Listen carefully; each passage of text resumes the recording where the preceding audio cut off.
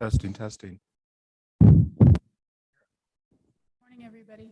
Still didn't hear it. Blow into your mic. Good morning, everybody. Hello. Get close. Good morning, everybody.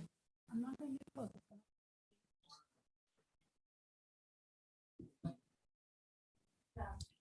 Testing. There, it went up. We turned it up. Testing. 1, 2, 3. That works.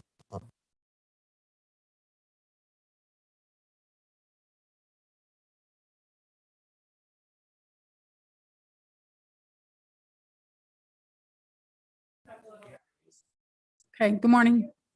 How's that from your point of view? I want to keep it at, I want to know what volume I need to do instead of putting it right up in my. Okay, but it's not enough. There it was. Yeah. Okay. Push it or pull it closer. Testing 1, 2, 3. Is that a good volume? Okay. Boss, try yours again too, please. Testing. Can you hear me? Read something though, because you went in and out. You went in and out a lot. What do you mean? I went in and out. Okay. Tell me more. What did I do? Huh? Yes, we're going to sit here today. Oh, we don't intend that the camera will use it. We can always use our laptop camera. Okay. Okay. Did you need wireless mice or did that? We got it. Thank you. Okay.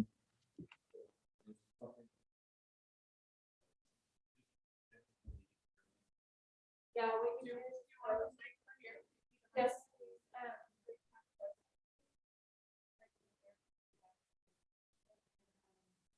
So Trey, they got a different camera angle. So it's coming from this camera up here. So you don't have to use your laptop camera now. And that they're going to put it on. They're going to put that camera angle on for him as a presenter. Yeah. Okay.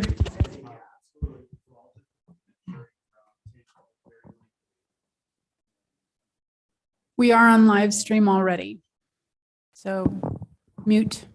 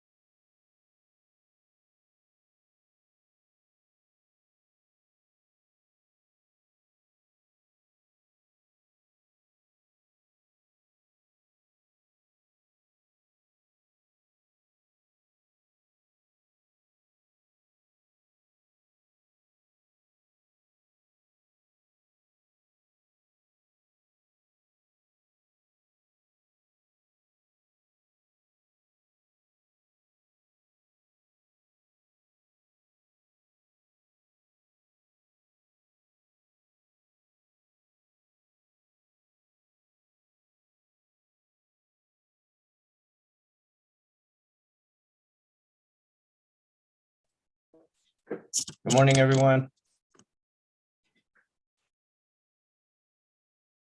Can you hear me? Hello? Chair, this is Val Weber. I can hear you, but they've had. Okay, just checking. Thank you.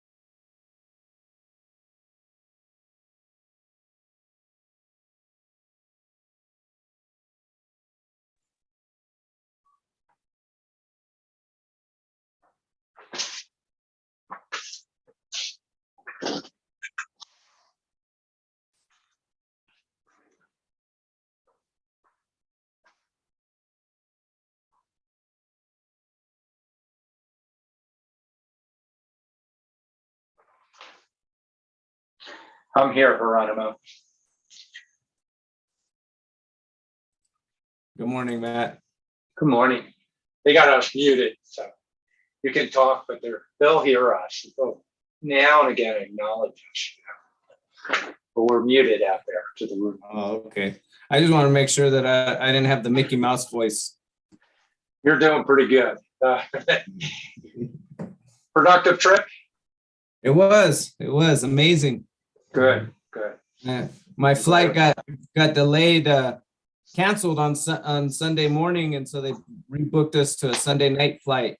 Left at 10 o'clock Sunday night, flew to Minneapolis, got to Minneapolis at 6 in the morning, and then got on a flight at 9 to Phoenix and got to Phoenix about 11. It was a long night yesterday. So you got a travel hangover going there. Oh my gosh. Yeah. Fatigue. I drove back and got to Flag about 3:30 yesterday and wasn't functional. Went and slept till like 5:30. Well, good for you. That's good. Did you get my text? I did. Thank you. Okay. Yeah, just a heads up to you. Yeah, cool. Yeah, I want to go ahead and it's not me recognized, it's the county, so I'll bring that up. Okay. Yeah. And Sue says they're being good in the room, even though they're muted out there. They're testing behaving it. themselves. They're We're testing. watching you. Yeah, coming from Sue, so we'll have to wait that one out. And it is a reminder, we are live. Yes, we are. We're always live, folks. One of the wonders of I always bring it up. It's like going to the supermarket with the kids and getting waylaid. And then, the kids, oh, Dad, because somebody catches you in the supermarket, Yeah. So are we live? Are we ready to go?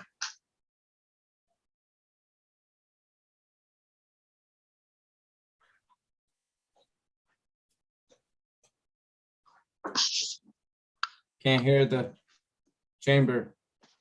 No, we can't, can we? Oh, it doesn't work. Oh, well. There he is. Good morning, Steve. Good morning, all. Your volume's a little off. How's this? Better. Yes, thank you. All right. Well, good morning, everyone. Start off, welcome back. I just got back from Alaska and looking forward to this meeting this morning. Chair Horseman is still in Alaska and will not be able to attend today, so I will be chairing this meeting. Let's go ahead and start with the call to order. So District 1, Chair Horseman is not here. District 2, Jeronimo Vasquez, Vice Chair. And District 3, Matt Ryan. Welcome, everybody. Look forward to a good day today. Vice Chair, this is Sue. Good morning. It doesn't look like we quite have quorum yet. Oh, I thought we did. I'm sorry. That's okay. We're just ready to get going and we appreciate that. We've got the best side of the quorum here. Yeah. Okay, well, we'll wait a few minutes then. So when they do come on, do we start over with call to order or just go with them? We can It'll start make- over with call to order when we get the last member for quorum. Okay. Yeah, that's when we're officially a meeting, when we have the quorum.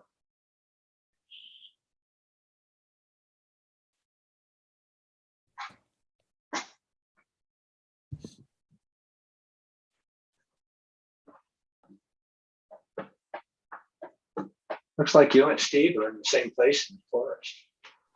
Yeah.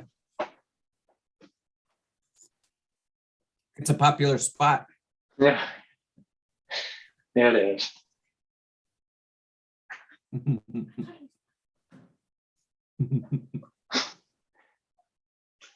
I believe I'm on Schnebley Hill. I think. Can you go tracker?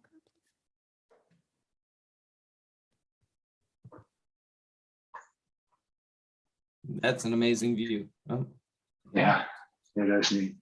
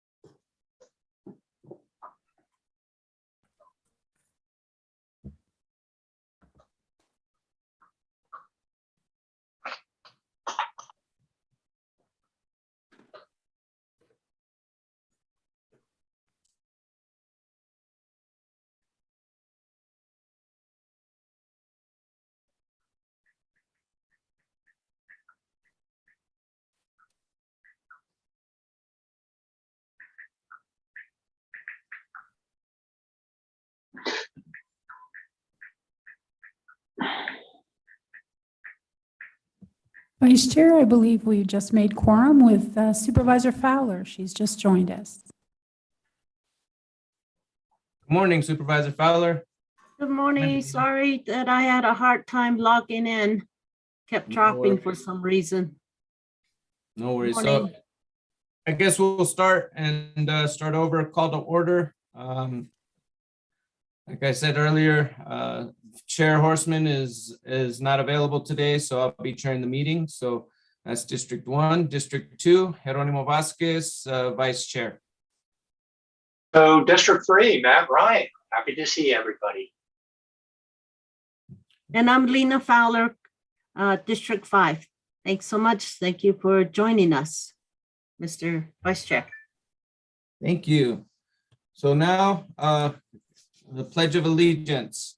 So if we could all stand, face a flag. Ready?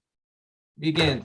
The Pledge of Allegiance. I pledge allegiance to the flag of the United States of America and to the republic for which it stands, one nation, under God, indivisible, with liberty and justice for all.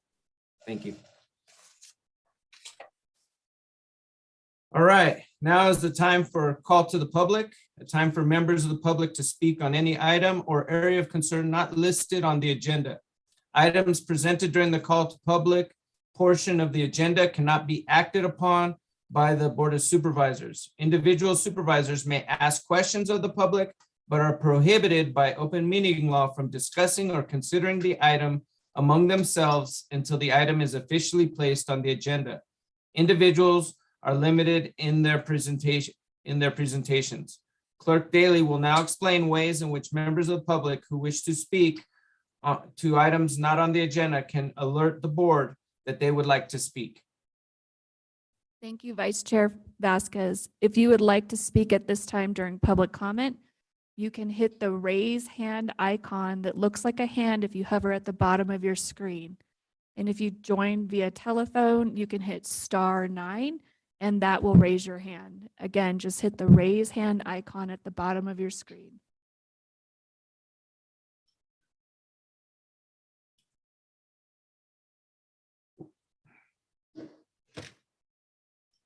At this time, Vice Chair Vasquez, there's nobody with their hand raised for public comment. Mr. Chair, if I could, I'd like to take advantage of the call to public at this point. Sure, Supervisor Ryan. Thank you, Mr. Chair. And this is more appropriate to the call to the public than the roundtable. But on behalf of the board, I attended the stand down this weekend in Flagstaff. They'll have another one in Williams September 9th. At the stand down, on behalf of the board, but the county, as well as all the people in the county, there were different partners that gave us recognition. The first one, see if I can do that. Oh, it's kind of hard to do with the camera. I'm not a live person. I have a plaque, Be Connected Partner, Community Partner, Coconino County, in recognition of military, government, and community partners coming together to support, engage, equip, and connect all service members and veterans and their families. And just a note of Be Connected, they're a program that's statewide to strengthen access and support and resources for 600,000 plus service members, veterans, and their families who call Arizona home. Be Connected actually launched their support line in 2017, but have really built a strong network.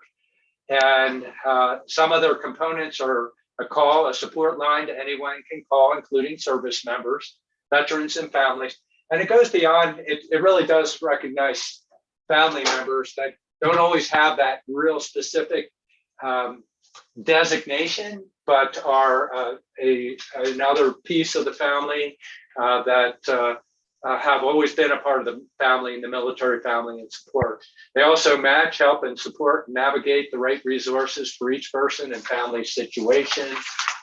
And they learn training, including in-person and online options, to equip everyone with knowledge, skills, and confidence to help. And so a very important organization out there. I also, and I wish I could show this, I doubt I can, but I'll try to. You can see my hand, it's like I'm a ghost.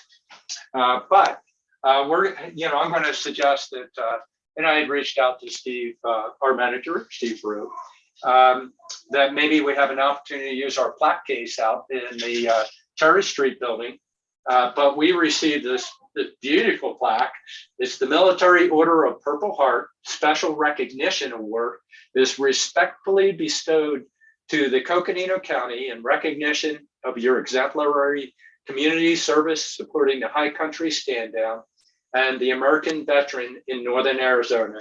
And it was presented by the Military Order of Purple Heart, Dale E. Crick Chapter 793, Flagstaff, Arizona, May 2022. And just a special piece of that, recognizing Mandy Metzger in the past in our board, along with Lena and Liz Archuleta. And we had Art Babbitt on that particular group. Mandy actually helped start the Purple Heart Order in Arizona.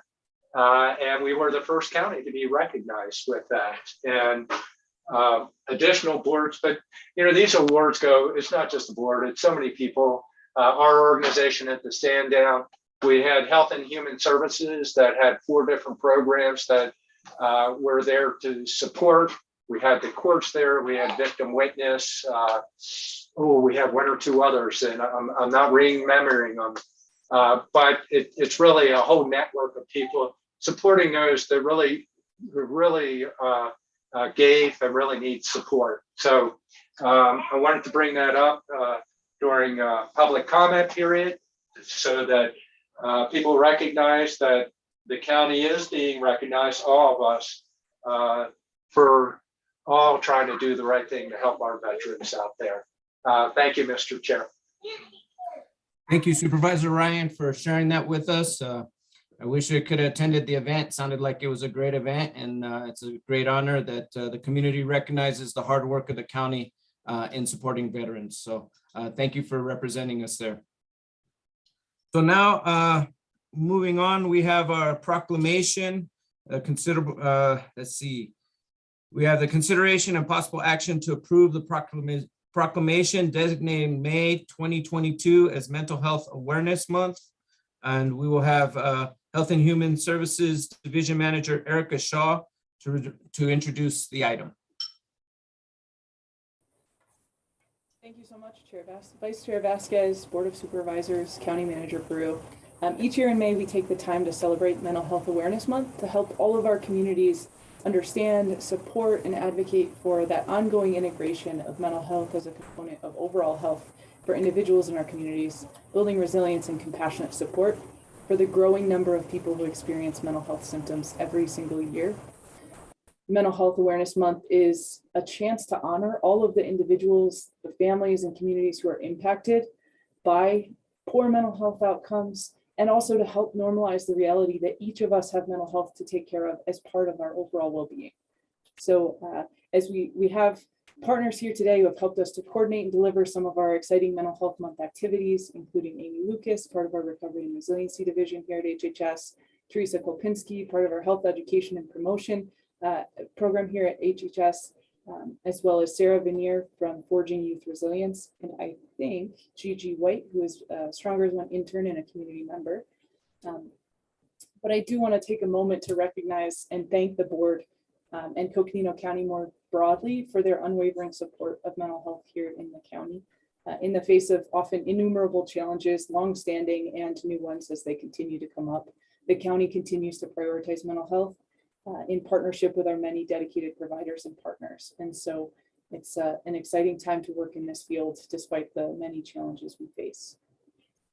So without further ado, I would like to begin reading our Mental Health Awareness Month proclamation. Whereas our country observes National Mental Health Month during the month of May to increase awareness about mental health. This observance is a pledge to prioritize mental health and well-being for all residents, to raise awareness that mental health is a vital component of overall health, to acknowledge that mental illnesses are common and treatable, and that recovery is possible, and whereas Coconino County stands in solidarity with those who are experiencing mental health conditions and the families and friends who support them, along with the dedicated mental health providers whose services and support improves the lives of many individuals. And whereas Coconino County remains committed to building a culture of knowledge, compassion, and action for mental health and well-being to improve the lives of community members and prevent further loss. And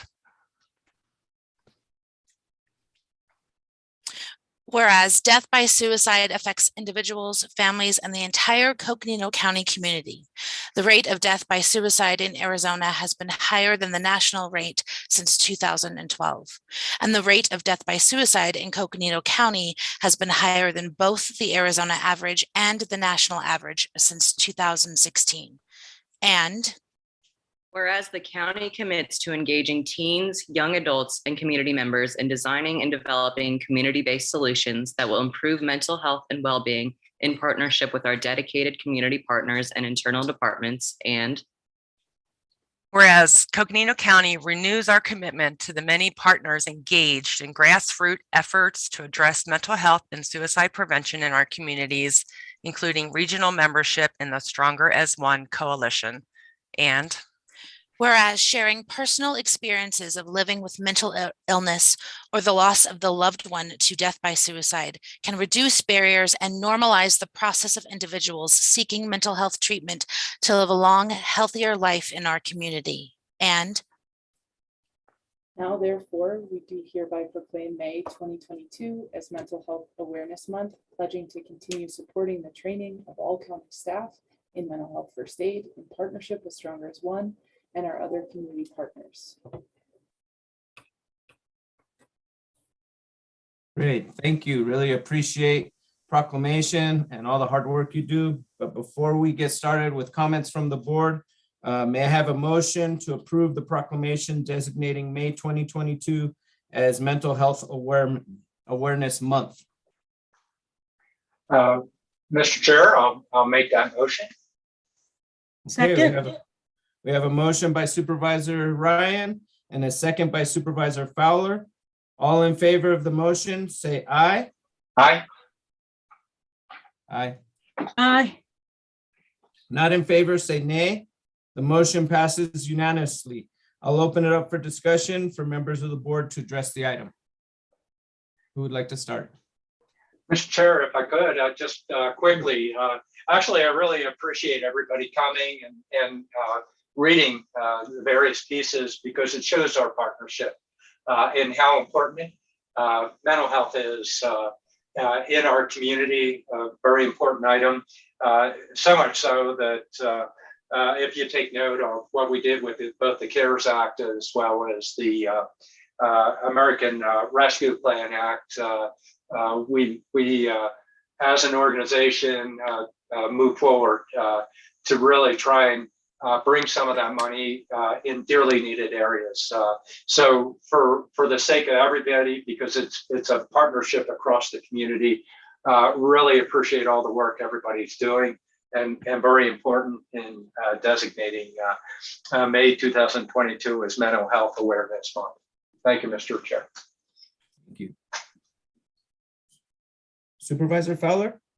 Yes, Mr. Chair, thank you. Thanks again for reading the proclamation and making our community aware, providing this community awareness.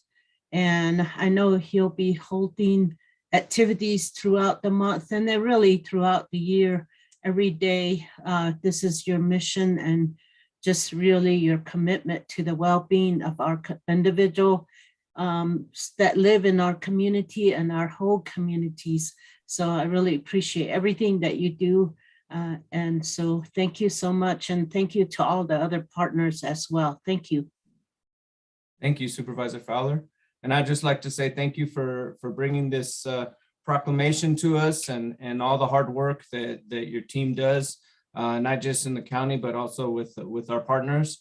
And I feel like as Supervisor Ryan mentioned, you know, as a board, we're committed to supporting mental health issues in our county, as was demonstrated by our allocation with the ARP funds and the other funds that we received during COVID to help deal with some of these issues. And, you know, COVID put a spotlight on some of the mental health issues that were kind of just under the radar screen before. And now they're, you know, we're dealing especially with youth having issues with anxiety and issues with dealing with other people. And so these services are really needed, and it's important that we're really pushing the envelope and taking the stigma away from getting mental health services. You know, it's better than it was 20 years ago or 30 years ago, but it's still there. And part of the work is educating the community and removing some of that stigma and getting people comfortable with reaching out and getting help when they need it. So again, thank you for that support and for all your hard work, and look forward to attending some of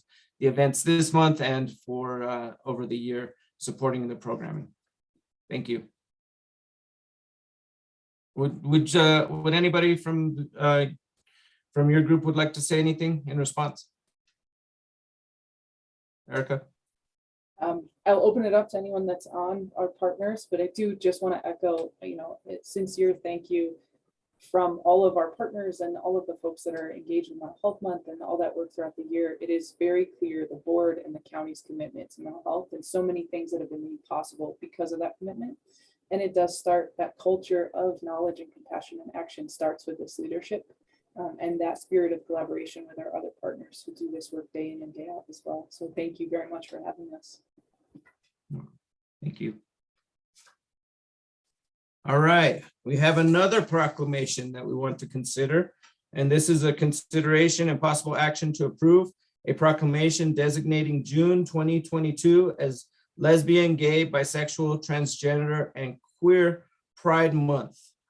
Human Resources Director Erica Philpott will introduce the item. Good morning, Chair Good Vasquez, morning. Supervisors. I'm very excited to be with you this morning. We have Trey Williams, Public Affairs Director, who is here to read the proclamation. And following the proclamation, I will share the names of the committee members and all of the events they have planned for this month. Great. Thank you, Erica. Thank you, Mr. Chair and Supervisors, County Manager Peru. Very proud and grateful to be with you here today to read the proclamation proclaiming and designating June 2022 as lesbian, gay, bisexual, transgender, and queer LGBTQ plus Pride Month. And I just want to say before I begin the proclamation that LGBTQ plus rights are human rights, and especially trans rights are human rights. As I begin the proclamation. Whereas the Coconino County Board of Supervisors joins citizens and local governments across the country to observe Pride Month and honor the history of the lesbian, gay, bisexual, transgender, and queer LGBTQ plus liberation movement, and to support the rights of all citizens to experience equality and freedom from discrimination.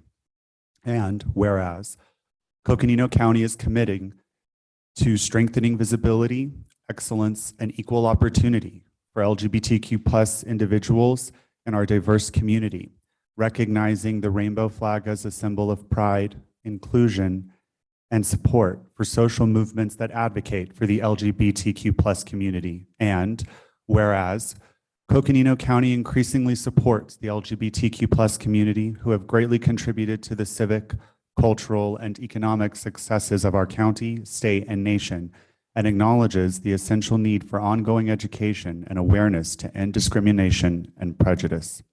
And whereas Coconino County commemorates the achievements and progress of the LGBTQ plus community with historic Supreme Court rulings striking down regressive laws, affirming the right to marriage equality, and securing workplace protections for LGBTQ plus individuals in every state and territory. And whereas Coconino County stands in solidarity with the Matthew Shepard and James Byrd Jr. Hate Crimes Prevention Act passed on October 22nd, 2009 and signed into law by President Barack Obama on October 28th, 2009, which expanded the definition of hate crime laws to include crimes motivated by a victim's actual or perceived gender, sexual orientation, gender identity, or disability. And whereas Coconino County Board of Supervisors salutes Transportation Secretary Pete Buttigieg, the first openly LGBTQ plus person to serve in the cabinet, and Assistant Health Secretary Dr. Rachel Levine, the first openly transgender person to be confirmed by the Senate. And whereas Coconino County Board of Supervisors encourages our residents to reflect on the ongoing struggle of the LGBTQ plus community that continues to face catastrophic levels of violence against transgender people, especially transgender women of color, and calls for an increase in allyship. And whereas Coconino County remembers the victims from the Pulse nightclub shooting in Orlando on June 12th, 2016, and stands in unity to eradicate violence, prejudice, and hate crimes everywhere they exist. And whereas celebrating Pride Month influences awareness and provides support and advocacy for Coconino County's LGBTQ plus community, and is an opportunity to act and engage in dialogue to strengthen alliances, build acceptance, and advance equal rights. And now, therefore, be it resolved that on this 24th day of May, 2022, the Board of Supervisors of Coconino County recognizes and proclaims the month of June 2022 as lesbian, gay, bisexual, transgender, and queer LGBTQ plus Pride Month throughout Coconino County, and celebrates with appropriate programs, ceremonies, and activities, thereby strengthening us as a county, state, and nation forever. Thank you. Thank you, Trey. Appreciate it. May I have a motion to approve a proclamation designating June 22nd as lesbian, gay, bisexual, transgender, and queer Pride Month? I'd be happy to make that motion and so affirm the motion. Can we get a second? I second the motion. Hey, I'm on. Thank you. All right, that was a motion by Supervisor Ryan and a second by Supervisor Fowler. All in favor of the motion, say aye. Aye. Aye. Not in favor, say nay. The motion passes unanimously. I'll open discussion for members of the board to discuss the item. Mr. Chair, if I could, I'd love to take this opportunity.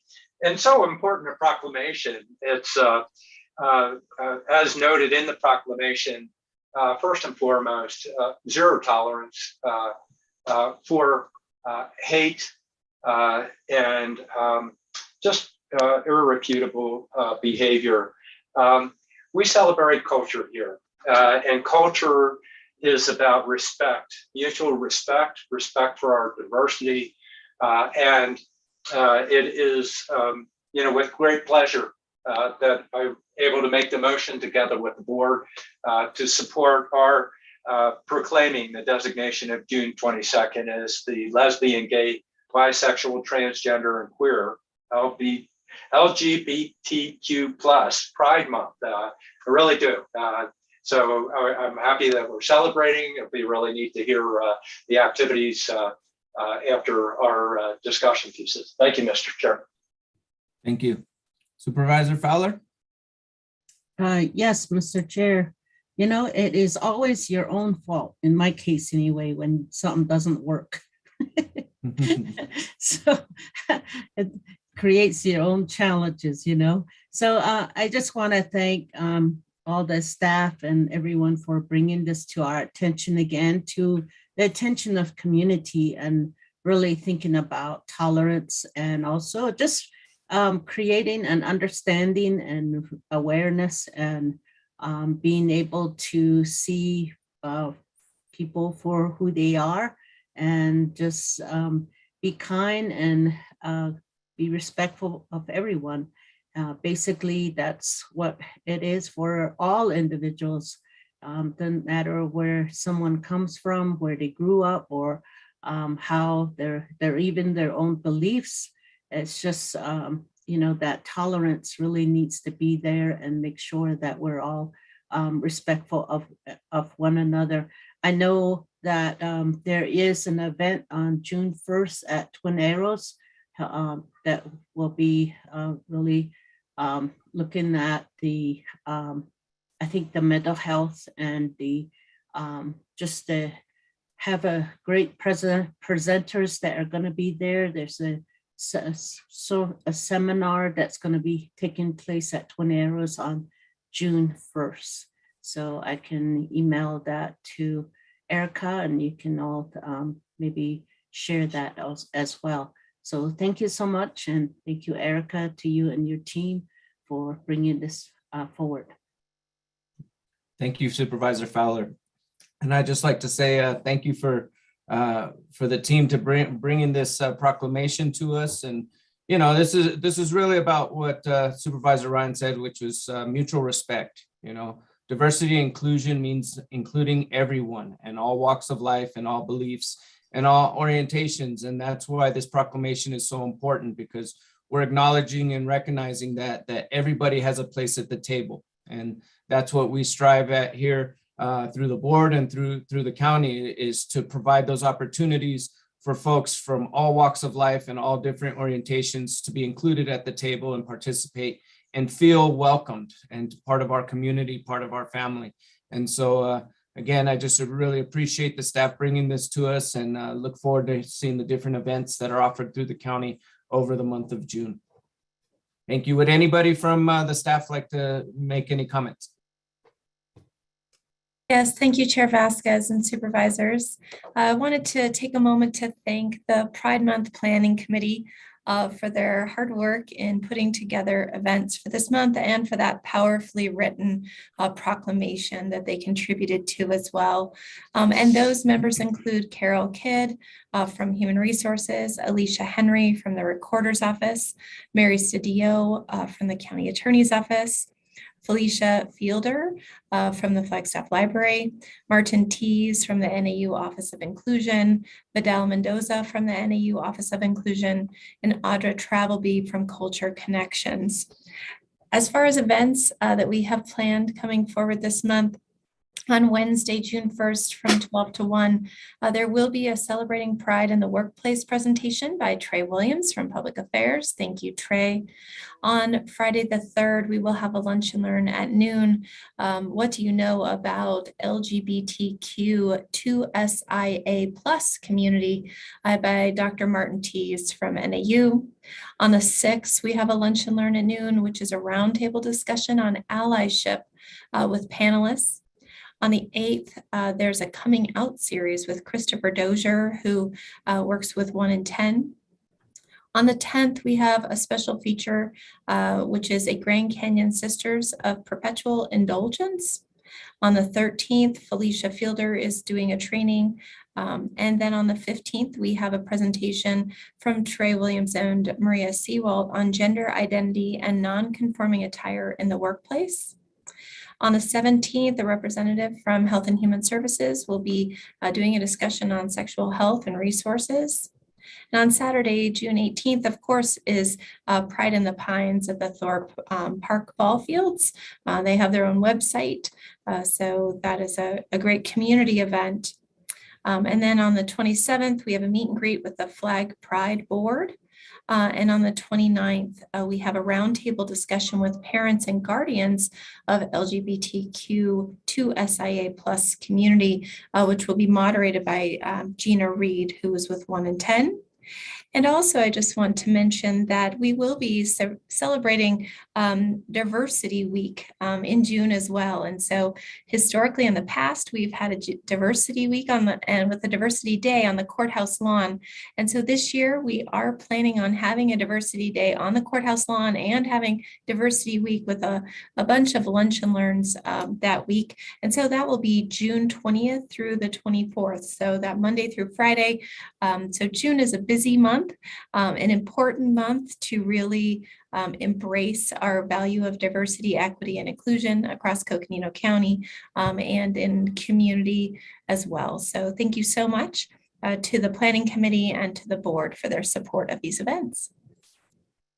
Thank you, Erica. We appreciate it. Appreciate all the hard work from the team. Thank you. Now, at this time, we will address the Board of Supervisors consent agenda. All matters under consent agenda are considered by the Board of Supervisors to be routine and will be enacted by a single motion. If discussion is desired on any particular consent item, that item will be removed from the consent agenda and will be considered separately. Are there any items that board members want to consider separately?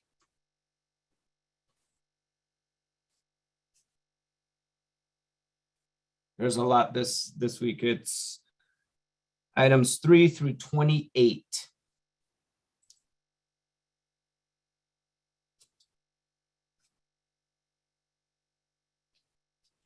Supervisor Ryan, we can't hear you. There you go. There you go. I get the first penalty that you can dish out there for having my mute on. Mr. Chair, I'd be willing to make the motion. I will want to make a comment when it, after the motion. Second on that. So I'll go ahead and make a motion that we approve our consent agenda, which as noted are items 3 through 28. Okay, that was a motion by Supervisor Ryan. Do we have a second? Second, this is Dina.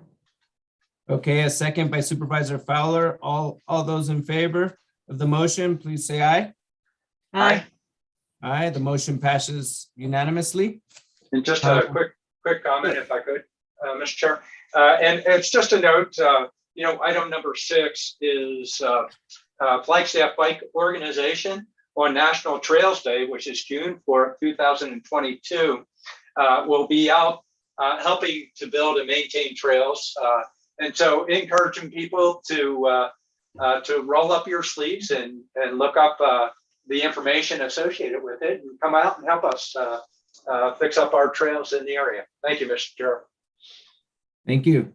And I would just like to make a comment on item 15 to congratulate Deanna White to her term on the Coconino County African Diaspora Advisory Council for a term to expire in December 31st, 2026. So we have a new member of the Diaspora Council. Just wanted to acknowledge and recognize her for that.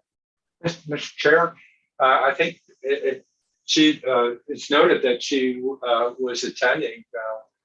Perhaps she might want to make a comment or something like that.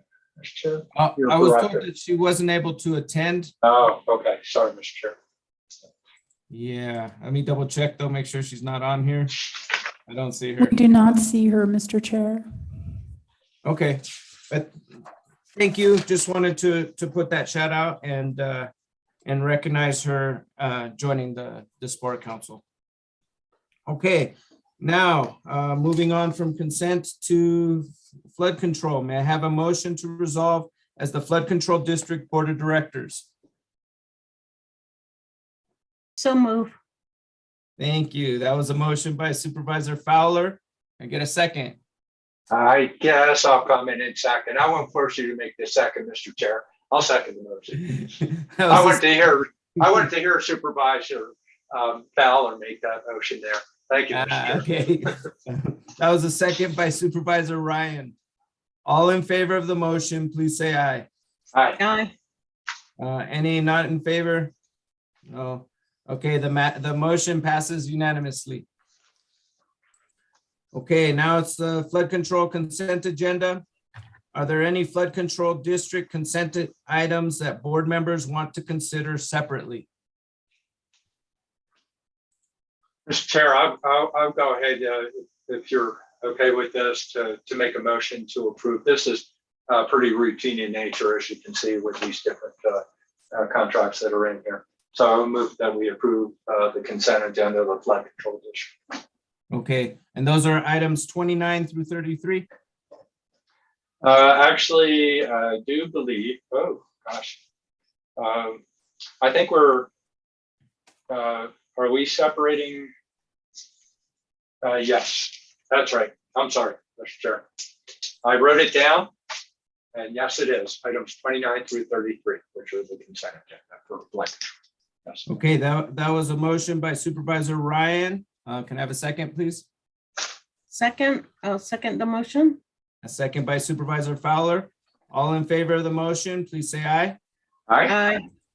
Not in favor, say nay. We have no nays. So the motion passes unanimously. Let's see. Okay, now may I have a motion to resolve as the Board of Supervisors? I make a motion to resolve as the Board of Supervisors. I'll second that motion. Thank you. That was a motion by Director Fowler and a second by Director Ryan. All those in favor of the motion, please say aye. Aye. Aye. The motion passes unanimously. Okay, now we are going on to consideration and possible action to approve an independent contractor agreement between Coconino County and Coconino Humane Association for emergency animal sheltering services provided during emergency evacuation events at a fixed rate of $12 per animal per day, or a base amount of $3,000 per event, or whichever is greater. Health and Human Services. Health and Human Services Director Kim Musselman will introduce the item. Good morning. Thank you, Vice Chair and Board of Supervisors. Appreciate the opportunity to be here this morning. If it so pleases the board, what I would like to do for both item 34 and item 35 are in essence the same, with the exception of a contractor agreement between two different vendors. And so as I go through this brief just explanation of what we're bringing to the board, I'll be addressing both items at once, just so for your clarification, and then happy to answer any questions. So with that being said, I know you've got a PowerPoint there on showing on your screen. Want to just run through a couple of things with you to explain what it is we're bringing to the board for approval. Next slide, please. Going to just briefly cover who our contractors are with respect to our emergency animal sheltering services, what are considered reimbursable costs under emergency declarations for natural disasters, what are non-reimbursable costs, what our emergency animal sheltering options are at this time, and then of course the recommendations to the board as to staff's recommendations for how we would like the board to consider proceeding. Next slide, please. As you are all fully aware, we have had already one major fire that necessitated us evacuating humans and animals. And we have, unfortunately, over the course of several years, are getting quite experienced at doing this, as are our providers. And we have been refining our processes as we go. We like to think that we're getting better and getting more complete in how we're bringing our providers together, and also being able to account for and in terms of reimbursement and paying for those expenditures. So what I wanted to spend just a few minutes sharing with the board is just some clarification as to who our providers are right now. Obviously, for our regular contracted animal sheltering provider, that is High Country Humane. They perform the function of fulfilling our mandated services, both through Coconino County and also the city of Flagstaff, and they specialize in dog, cats, and small critters. Next slide, please. Coconino Humane Association has been a fantastic partner over the years, and including being very experienced in emergency animal sheltering. They have done that for several years for not only Coconino County, but also Navajo County and some of our other smaller surrounding counties. And they have over 10 years of experience in doing that emergency animal sheltering. And that experience is both in large and small animals, including horses and other livestock. Next slide, please. So Coconino Humane Association, because of their experience doing this and over the last 10 years, they have and are able to provide mobile animal sheltering services throughout the county. Fredonia Page, Kaibab Estate, Williams, Tucson, et cetera. Many of you will recall a few years ago them setting up over at Twin Arrows for a past fire. And so they have a mobile operation that they are able to pick up and move and be on site, especially to also accommodate those larger animals. We are also, just for the board's awareness, continuing to explore additional locations for large animal sheltering outside of our established locations. And currently our established locations for the large animal sheltering is at Coconino Humane Association. They do have some space for large animal, although it is limited. And as was evidenced in the tunnel fire, given the number of animals that needed to be evacuated, they quickly filled up that space. And that's when we opened up in partnership with, of course, Parks and Rec, getting Fort Tuthill ready for there to be large animal sheltering there. So of course we have Fort Tuthill as our primary location. And we also have, in partnership with Williams, the city of Williams, have access to the Williams rodeo grounds. Obviously wanted to have some multiple locations. We're still seeking some others on the far north and east side of the counties, depending on where emergency events may take place, so that we have some backup locations. Next slide, please. So really important for the board to understand with respect to the county and fiscal resources. Wanted to point out what is considered reimbursable in a fire or flood type of an emergency, and what is not considered reimbursable. And what I just state off the top is that pretty much most of our animal sheltering in evacuation situations are not going to be reimbursable to the county. So it's important for the board to recognize that if entering into these ICAs is encumbering financial responsibility that the county will be covering and likely not get reimbursed for these particular expenditures. And the reason that they are not reimbursable is not just because of the type of animals. Certainly small animals, dogs, cats, turtles, birds, service assistance animals are technically under FEMA and DEMA reimbursable, but they're only reimbursable if the owner of those animals is also residing in our human shelter. So when we open a Red Cross shelter, if you are not staying at that Red Cross shelter and your animal is evacuated and in shelter, then that is not a reimbursable expenditure. And you'll note that, our last Red Cross shelter that was opened, we probably averaged 5 or 6 folks staying in there, and we had hundreds of animals, including livestock, who were being sheltered. The other thing is by the rules and restrictions with FEMA is that the contractor who's providing the emergency animal sheltering has to be doing so outside of their regular facility. So in the situations where we have evacuations and CHA or High Country Humane as the backup would be sheltering animals at their already existing animal shelters, those are not eligible expenditures because they're doing it in the course of what the regular business is.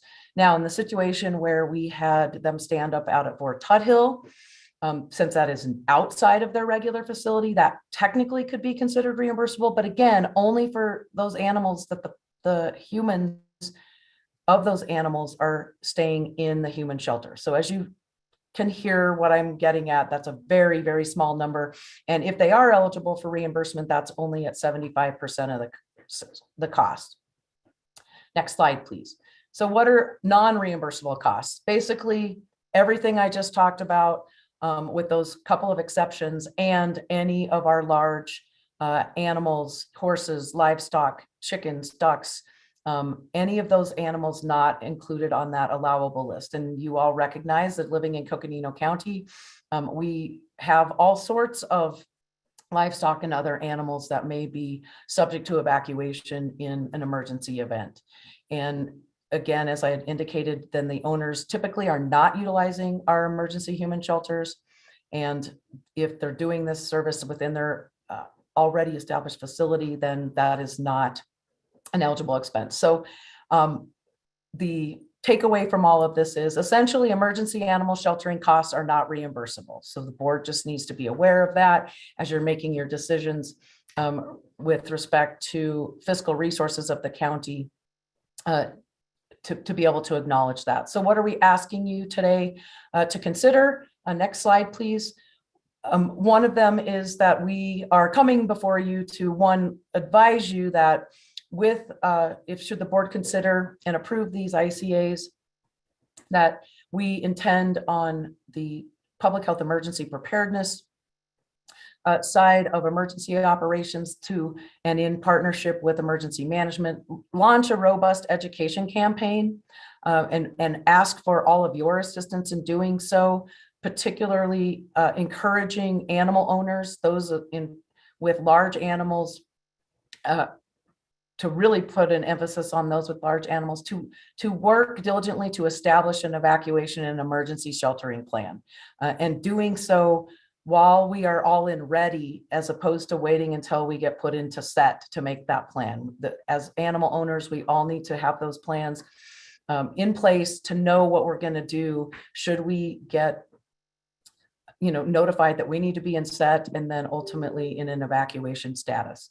That we are asking the board to consider that the board and the county covers the cost of emergency sheltering for household pets, small animals, and non-commercial large animals during an emergency when it's been determined that we're standing up a human shelter.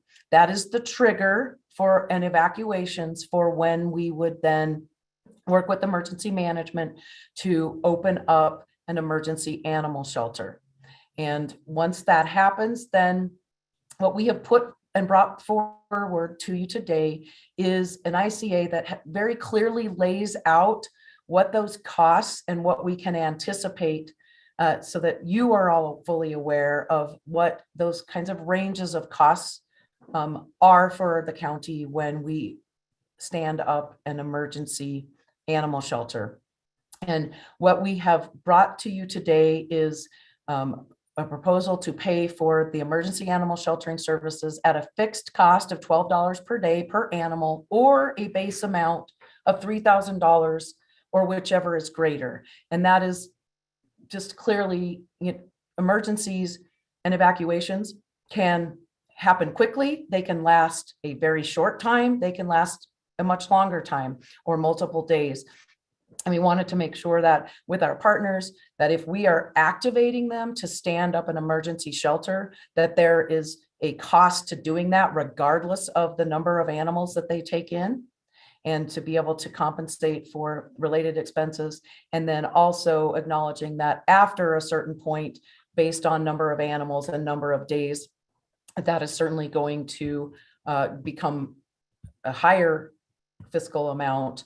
and therefore would be the greater of whichever is greater. So I just wanted to give you a quick little brief example. So the tunnel fire, just to using our most recent fire, based on the number of animals per day at $12 a day times 7 days, just the household pets alone at that amount would be about $4,400 based on those rates. And then you add the large animals in that we also sheltered and the household pets. So you're looking at just over $13,000 in total cost for an event with that similar amount of animals. Next slide, please. Also wanted to make note, obviously we've been working with Cynthia and her team at Parks and Rec as this got stood up, and just want to point out, obviously these are also additional costs that the county is incurring. When we would stand up, in particular, a large animal sheltering operation at Fort Tuthill, such as we did during the tunnel fire, which clearly includes utilities, porta potties, roll-off containers for mucking out those stalls. And then also on the county's expense is what is called herd checks, which is when you open up a sheltering facility, that there is a general animal health veterinary walkthrough, which we did actually have when we stood this up at Fort Tuthill. We've been learning a lot over the years. We got a group called Code 3 that came out and did some assessment for us and made some recommendations so that we can make sure and protect the county as well as protect the animals and the owners of those animals in these evacuation situations.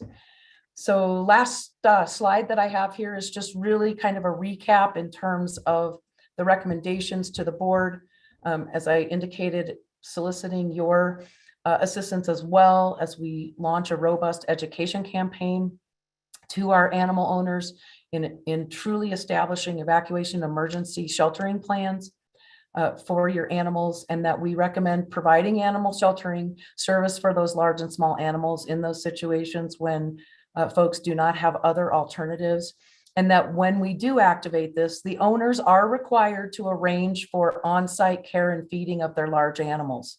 Just want to be clear with the board that that is a key piece to this to ensure the safety and the health of the animals. And that if you are a large owner or large animal owner and you are putting your animals into the evacuation site, that those large animal owners are required to arrange for on-site care and feeding of animals. For those of you familiar with livestock, and I know certainly Supervisor Fowler can speak to this at great length as well. Large animals, horses, other things need to have the same type of feed that they're used to getting, other things so that you do not end up with illnesses that can result in very large vet bills for those animals. And that we recommend that fixed rate not to exceed $12 per day per animal, regardless of animal size. So we didn't change. It's not one price for a large animal or a small. It's the same, with the caveat that large animal owners are on site and care for their animals. And it's at that $12 per day per animal, or a base rate of $3,000, or whichever is greater. So with that, I'm going to stop and see if there's any questions. And then I will just circle back to the 2 ICAs that are in front of you. I will note that we have met with the providers, both Coconino Humane Association, and they will be our primary emergency animal sheltering provider, and High Country Humane will be our backup. So in the event that we need more than one, or we have a situation like we actually just had in the tunnel fire where we had to actually evacuate High Country Humane, and so they clearly could not be taking in other evacuated animals, but they still had to serve the function of our mandated provider. So we have met with both of them. Eve has had multiple conversations. They are in agreement, absolute agreement with what we have put forth to the board with respect to this ICA. And so that is what you have before you today. Great, thank you. I appreciate it. Before we open up to more questions, I had a question for clarification. Earlier, you mentioned about reimbursement. Now that's under the current system, but if the county were to take this on, folks wouldn't have to pay because we would paying. Is that accurate? So thank you, Vice Chair, for that question. No residents currently pay for any of the sheltering when we activate an emergency animal shelter. The county has been paying for this. The times that we have activated, the county has been paying for this. What we are bringing to you today is really a refinement of what we've been doing in previous events, but putting clear parameters around that and expectations for both our providers as well as for what we are asking them to do. So it doesn't change what is for the evacuated person. There's not a fee associated with evacuation services that when we have stood up a shelter. Does Okay, that answer your question? yes and no. I guess the part that confused me was that when you were going through talking about being eligible for reimbursement, it's only folks that were part of the stayed at the shelter. And as we know, there were only like 6 or 7 people that actually stayed at the shelter. So all those other folks who did put their animals at one of these shelters, it made it sound like there was a cost that they couldn't get reimbursed for. So maybe I'm just not understanding the reimbursement piece of it. Yeah, thank you. Now I know what you're asking, Vice Chair. When I talk about reimbursement, I'm talking about FEMA reimbursement to the county under emergency declarations. Okay. And my point of that was, in essence, the county doesn't really get reimbursed for anything. There's so few allowable expenditures that meet the criteria that the county incurs this cost and likely does not get reimbursed for any of it. Yeah, sorry, I didn't. Hopefully No, thank you. clarifies. I missed that. I didn't understand that piece. So I appreciate the clarification.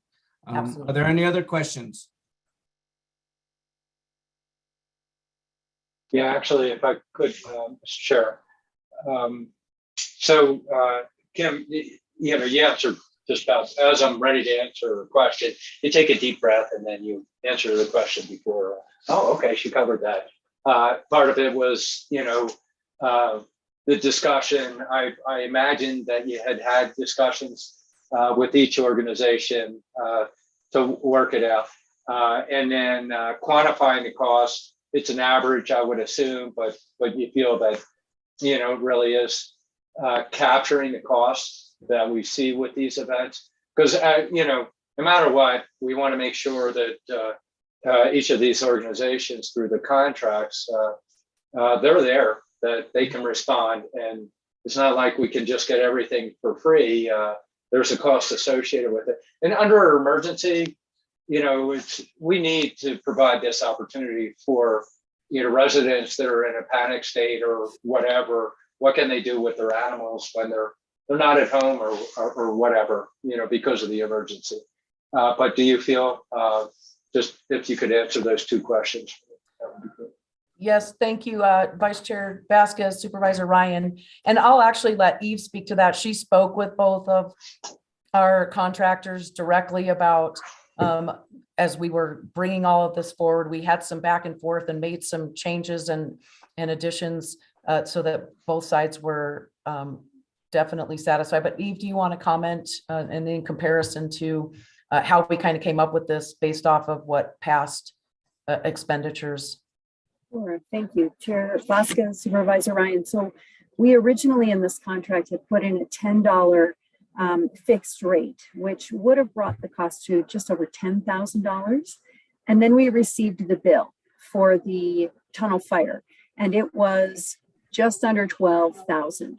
So the contractor said, when we were reviewing this ICA, the contractor said, if you do $10 fixed rate, it's not going to cover our cost. Would you consider bumping that up? So we do feel that the $12 fixed rate per animal per day covers their costs, buffers them in case there's been, I think, a mistake or forgotten something, so that we are being fair in our transactions with them. And when we saw the bill come in for the tunnel fire, we were fortunate to get it before we came before you today. It was clear that we were right in the ballpark. So yeah, I think we did the best we could with that. All right, fantastic. Well, thanks, Eve. Thanks, Kim. Thank you, Mr. Chair. Yes, thank you. Supervisor Fowler? Yes, thank you. Is this how other counties around the country, is this the protocol? Thank you, Vice Chair Vasquez, Supervisor Fowler. We actually had, Joel was reaching out to many counties, certainly here in Arizona. And it's done a lot of different ways across the country. Although in Arizona, what we do know is that Yavapai County, they do this all through volunteers. The county doesn't pay for anything. It's all done through volunteer organizations that come together and have been organized specifically for fire-related events. We did reach out to Navajo, Apache County, and others, and they did not respond to us how they manage these. What we do know, though, however, is that Coconino Humane in particular has gone over back in, I want to say Rodeo Chetasky, even some more recent fires where they were brought over to provide that emergency animal sheltering. So we're still trying to gather that information, Supervisor Fowler. We absolutely want to keep exploring what are those opportunities for organizing volunteer entities to be able to provide this service so that it isn't necessarily falling to the county. But right now, this is the information that we have, and we feel like this is a good balance to strike for what it is I know is important to the board and to the county for having, because of the number of emergency situations that we are finding ourselves in particular with fires for evacuation. So hopefully that gives you some. We're still trying to gather additional information as well. Okay, and today, this is just a proposal that is being brought, that, well, you're making a recommendation to the board. And I'm kind of, I guess I would like to explore this a lot more, how it's done throughout the country. Is it the county that ends up paying for all of this? Do the residents pay something? Are there volunteer groups out there that do pay for part of this? Or how does it work? So those are just questions that I have, and I didn't realize that we're the ones that are paying for all of these events that happen. And this is the first time I believe that it's being brought to the board. Madam Chair, Mr. Chair, if I can make a couple comments here. I mean, when we don't have the money and we're not getting reimbursed, and we're really challenged with the dollars that we can't even fill positions within the county with our own organization. So I'm just wondering, where are we going to get the money to do this? We don't have a set aside for this. Where does it come out of in our budget?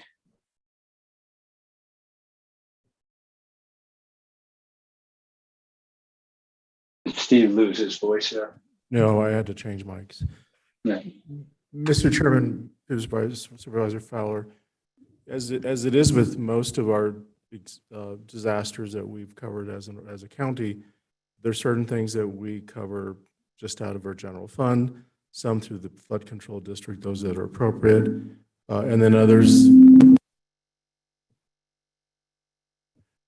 that we're seeking reimbursement from FEMA. These types of expenses are not reimbursable.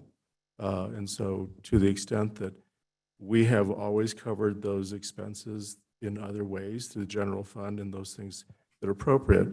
With regard to this particular proposal, since we are already in fire season, I would recommend that we enact this today. However, we can continue to look at models and bring that back. But I think what we're going to find is that ultimately we would be offering this as a resource. We don't want this to be a responsible animal owner's first option. Their first option is to seek their network of friends, locations, this should actually be the last option. Now, not everyone has that opportunity to do this work, but just as much as we would as individuals be doing our prep in terms of emergency evacuation, et cetera, we're asking owners to do the same thing with their animals, again, to the extent it's possible. Again, this is not, we're not touting this to be the first option in any case. But again, just given the fact that we are already in season, I'd like to have something in place that we can utilize, but we'll continue to work on other models as we do those research. Thanks. So with that in mind, what is the service that will be provided elsewhere in the county? Not everybody can drive 4 hours to bring their animals here. And, you know, there isn't going to be a service. So this is not a county-wide service that is going to be, that is already being provided. There was the fire up on Jacob Lake, and no one, you know, people had to do on their own there. Last year, no one said, hey, the county is providing this. So Mr. Chairman, Supervisor Fowler, so depending on where the emergency exists, we would be working with local resources. To the extent that there is a local resource in other parts of the county, we would be looking to work with those individuals, organizations that may or may not be located within the county itself. Certainly looking at some of the outer areas, you know, it may be a resource that comes in from a neighboring county. You know, if it's something in the very northern reaches of the county, we may be looking at an alternative or a provider out of southern Utah. So again, depending on where that emergency would be occurring, we would be working within that particular area. Now that doesn't, you know, certainly doesn't provide us, or we should start already doing that to say, okay, who are the providers countywide if we had this type of situation that we could work with in that location. But again, you know, the fact that we are doing it here locally within this part of the county is because at this particular point in time, this is where these types of emergencies have been occurring. And County Manager, if I may add to that, CHA, so Supervisor Fowler, they will travel to wherever we ask them to set up. So this is countywide. So your Jacob Lake example, the reason a shelter was not activated was because a component of this has to include a human shelter being stood up. So we don't just do animal sheltering if we are not evacuating humans from their homes and opening a human shelter. And at the point that we did that, we would ask our provider to travel to the area. As I indicated before, when we had and I always forget the fire that was in Blue Ridge, I always forget. Tinder fire. That CHA did stand up and they because the human shelter ended up at Twin Arrows, the animal shelter, they went there and stood up the animal shelter there. That was determined to be I know that was still a drive for those folks, but that was where they determined emergency management and those operations determined to set that up. So this will travel wherever in the county we had to stand up an evacuation, human shelter and animal shelter. This would be available throughout the entire county where it was needed. Okay, thank you. I'd still like to continue the conversation. If you can do more research on how this is done elsewhere. And if it is really the cost burden is on the county, I think that when there is an emergency, this should be brought to the county as part of an update. And all the other events, I've never had it. Don't ever recall having it brought to the board, how much we are paying for people's animals to be evacuated and be cared for.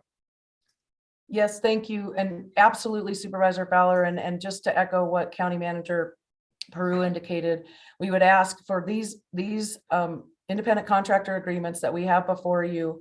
for the board to consider approving them so that we have something firm and in place that does at least give us parameters around costs and expectations. And that absolutely, I agree 110% that we are committed to looking at what those other options are, including hopefully helping down the road to formalize some of these other volunteer types of groups to be able to take on these things so that it is not a county fiscal responsibility going forward. And certainly you have my commitment, from this point of this is the first fire that I have been involved in my role as Director of Health and Human Services. And so knowing when those invoices and things were coming and being submitted, absolutely want the board to be fully aware of the costs that the county is incurring with respects to emergencies. So we will make sure that you know that, and these ICAs help us to have some parameters around that for this point going forward while we continue to look at other alternatives as well. So thank you, Supervisor. Thank you. Fowler. Thank you. So now may I have a motion to approve agenda item 34, an independent contractor agreement between Coconino County and Coconino Humane Association for emergency animal sheltering services provided during emergency evacuation events at a fixed rate of $12 per animal per day, or a base amount of $3,000 per event, or whichever is greater. Mr. Chair, I'll move that we approve the independent contractor agreement as you just described for the motion. And may I have a second? I will second with the understanding we're going to be exploring this more. Thank you. Thank you. That was a motion by Supervisor Ryan and a second by Supervisor Fowler. All those in favor of the motion, please say aye. Aye. Aye. Not in favor, please say nay. Okay, the motion passes unanimously. And then now may I have a motion to approve the agenda item 35, an independent contractor agreement, ICA, between Coconino County and High Country Humane Animal Shelter for emergency animal sheltering services provided during emergency evacuation events at a fixed rate of $12 per animal per day, or a base amount of $3,000 per event, or whichever is greater. Again, I'll make that motion for this item 35 as you just read, Mr. Chair. Okay, that was a motion by Supervisor Ryan. Can I have a second? Second. A second by Supervisor Fowler. All in favor of the motion, please say aye. Aye. Aye. The motion passes unanimously. Okay. So now we are at item 36, discussion and update and possible direction to staff regarding state and federal legislative priorities, legislative and administrative updates. Public Affairs Director Trey Williams will present this item.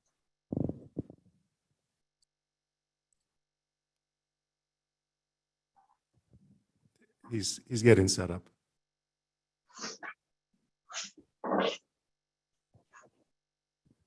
Good morning, Mr. Chair. Can you hear me?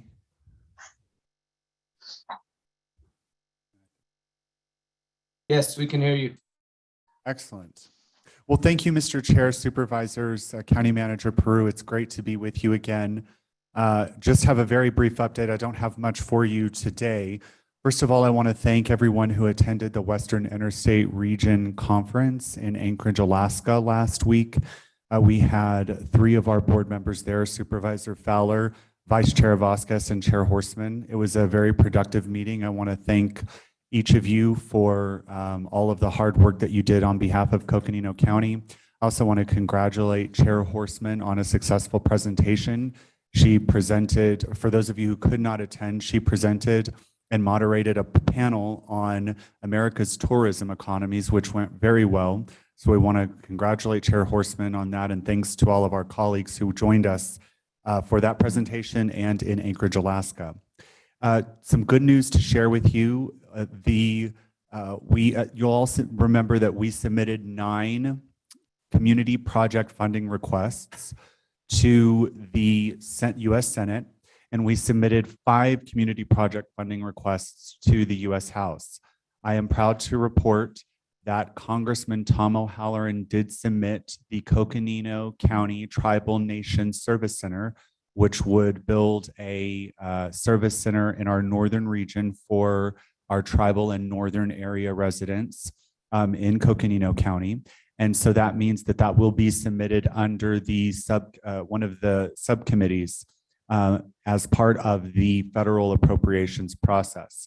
The total awarded amount that would be inserted into the budget is $1 million. And I have also received information that we should expect the same to happen on the Senate side. So to give you a sense of how it works is that as you're aware, the House and Senate can pass, members of those chambers can introduce versions of their own bills. So even if Congressman O'Halloran submits it in his federal appropriations request, which would appear in that bill, if it's not on the Senate side, we would have to get the Senate side to conform, or what's known as conference. And so by having the Senate also submit the Coconino County Tribal Nation Service Center, we avoid having to conference on that particular issue, which means we are in a very good position to receive community project funding on the Coconino County Tribal Nation Service Center in an amount of $1 million. I want to thank the board and county manager for all of your support and all of the guidance you provided as we submitted that earmark request. And I want to congratulate the community on receiving that request, and we look forward to completing that project. And then just one last item, I wanted to also just give a heads up. We won't cover it today, but on June the 7th, I am going to present and give an introduction to the policy development process. So this will cover how the board will, number one, solicit legislative proposals as well as policy proposals for Coconino County state and federal legislative agenda and policy agenda. So that will be happening on June the 7th, which is your first meeting of the month there. We're allotting a longer time period so that we can go over the introduction to that process, and I can provide some initial information with the goal of adopting legislative proposals and any policy proposals by the June 28th Board of Supervisors meeting. We want to do it that way because there are no meetings planned for the board with action in July, which means that the number one, we have the NACO conference, and so NACO policy resolutions will be adopted by the NACO Board of Directors during that time. So we want to be prepared for the NACO conference in July. Likewise, we want to be prepared for any deadlines from the County Supervisors Association and the Arizona Association of Counties, both of whose deadlines occur typically on August 1st. So in order to allow for those deadlines, we're slating for the board to have some sort of legislative agenda as well as an adoption of certain legislative proposals on June 28th. So it's coming up in about a month. That's why I wanted to give you a heads up today. I also wanted to give you a heads up about, and then I'll close, Max Silvan with the National Association of Counties sent you an email regarding NACO's policy resolutions. And one of the questions he asked of the board was whether or not we wanted to resubmit the supporting remediation of abandoned buildings on tribal lands. I know that Chair Horstman is in agreement to resubmit that.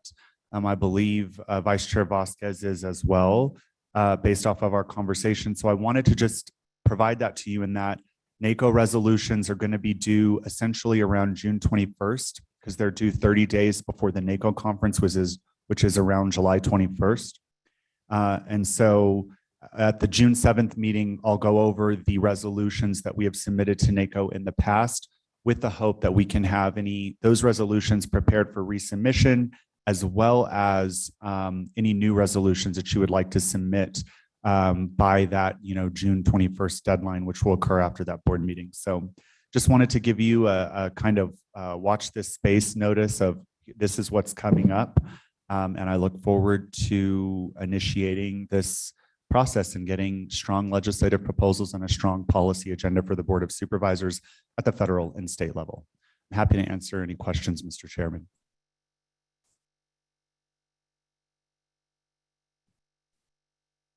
Thank you for that update. Appreciate it.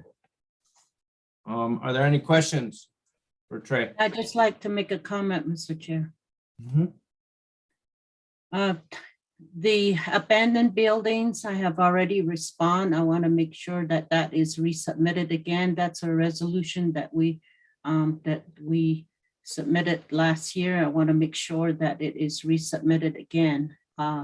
And those abandoned buildings are in Tuba City in my district, and I've given a tour to our congressional delegation and going to be introducing it again. And I want to make sure that we support that. So I want to make sure that that is in there. There are a number of others that we have to review. I think we'll be maybe introducing more resolutions to NACO. Thanks. Thank you. And just want to say the WIR conference was a very interesting conference. Had the opportunity of meeting with various different officials, and both in the State Department. Met a guy from EPA talking with Supervisor Fowler about coal, and then also Supervisor Horstman's presentation was very interesting in light of the fact that the connections between tourism economy here in Arizona and tourism economy in Alaska. So definitely appreciate the opportunity to be there. Thank you, Trey. Anything else? No. All right, thank you. Next up, County Manager Steve Peru will present discussion and review possible direction regarding Board of Supervisors planning calendar. Thank you, Mr. Chairman, members of the board, and we're going to be projecting the calendar in a moment, and we can just briefly go through it. And this will be leading up to the board's summer break that will be taking place between June 29th and August 8th. And so we can start. The next meeting is actually this Friday. We'll be doing a short meeting to canvass the election results for the CCC election that took place last Tuesday. And so Elections Director Esler Musto will be providing that information, and then of course the canvas for that, which will finalize the process for that election that took place last week. And to report, of course, the note on that is that based on results, the question was passed by voters to adjust the property tax rate for CCC going forward. So that is accomplished. The next item, June 7th, the big items on the June 7th meeting will be the tentative budget approval. And so you know that from our experience is that we adopt the tentative budget, which sets the spending limit. And so that is the first step that happens on June 7th. We'll have other items on that agenda as well. We have a public hearing for a liquor license in North Rim, and then we'll go through the standing items with regard to roundtable. And then at the end, we also have presentation on the Fort Tuthill County Park Land Management Plan. And Director Nemeth will be presenting that. And then after that, a presentation and discussion from the Donny Park Timberline Fernwood Area Plan update and Regional Plan update. And Jay Crystalman and Melissa Shaw will be providing an update on a lot of work that's been going in, citizen-driven work that's been happening in that area to create the plan for that. After that, on June 14th, we have, I don't believe, well, again, we're slated, but we're in the process of finalizing the process for the proposed Coconino Fire and Rescue District, and that's in progress right now. So there's some process steps taking place. And then after that is a tentative adoption of, a tentative item, not adoption, but a tentative item is a public hearing on Windmill Ranch, and that's a tentative. We do have Supervisor Ryan is going to be out of town during that time, and so we're working around that as well. From there on June 28th, consent items, legislative planning calendar, and then from there we do have an update on broadband that's going to be taking place that afternoon, followed by a discussion and presentation by the treasurer on the tax deed sale process. And then we also then look at the federal, and then from there, Trey just presented on the discussion on the state and federal legislative agenda and the work he'll be doing there. And then the big item for that evening is going to be the budget adoption.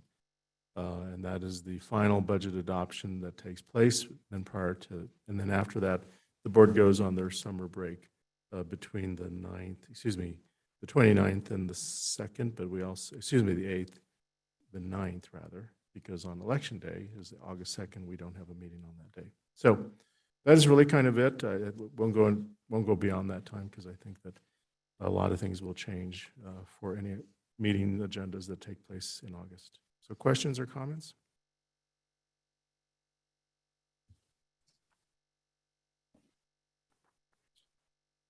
Oh, thank you. Appreciate it. No comments from the board? Questions? No? Okay. Then we will move on to roundtable and discuss, have each district give an update on what's going on with new projects, district budgets, requests for services, initiatives, and updates from county staff. So I don't have to go first today. Supervisor Ryan, would you like to go first? There we go. I'm on. Yeah, I sure can. Give me just a half a second. I had it up, and then it disappeared on. Let's see. Just quickly, it's a real short one. Last week attended Munns Park Community Neighborhood Watch meeting, which was first time everybody got together, but a very receptive group. I guess the hot item that came up, which is a hot item that's growing in our different communities, is short-term rentals. Very frustrated on the impact that's occurring in the community on how it is affecting residential zoning and the implications. So it's growing in that. With that, let's see, Trey and I interviewed with Sandy Cavanis, the owner of Pinewood News. She interviewed us, and I'll be doing an article about that. The types of legislation, we explained the legislative process to them, as well as what we've tried to do in the past, what we're doing this year, potential outlook for next year, based on where we are currently with what's happening. So that was the big item, but otherwise very appreciative of the county, a lot of compliments. We had multiple departments there, Sheriff's Office, Public Works, multiple pieces of Public Works. Sue Brown did a great job, Steve. Sue was there. Actually, she was nice. It was really great to have her there and see the community. And then let's see, just a note for the sake of, we're still in fire season. It's going to be really windy this weekend. We're coming up on the voucher piece, along with reminders that Willard Springs is open for green waste. And then Moonset Pit, which is coordinated by volunteers. If you can reach out to the Parks Area Connection and folks that run that, we definitely need volunteers that help fill the weekends, and they work together with the CIBA as well as our Public Works Department, although we play less of a role associated with that particular burn pit there. CSA, Medium County Caucus meeting. I saw your note, and I am supposed to be there. What I'm doing for Medium County Caucus is kind of conditioning current Vice Chair, Mary Mallory, to sharing meetings with her. And this one, I turned it over to her to pick the topic and to run the meeting. I will be there. I'll share with her the chairmanships, but she'll pretty much be running the meeting. But I do have it listed as me attending. Unless, Lena, I have something different that you got to remind me that I'm, forgetting. But I saw your note you sent out to Robin just recently, so I will be there. Okay, and that's most of it, I know, yeah, community cleanups, and yeah, let me just check one more item. Yeah, that's enough for now. It is busy out there. I know Public Works is doing a lot of road projects in various areas throughout the county as well as my district on that. Thank you.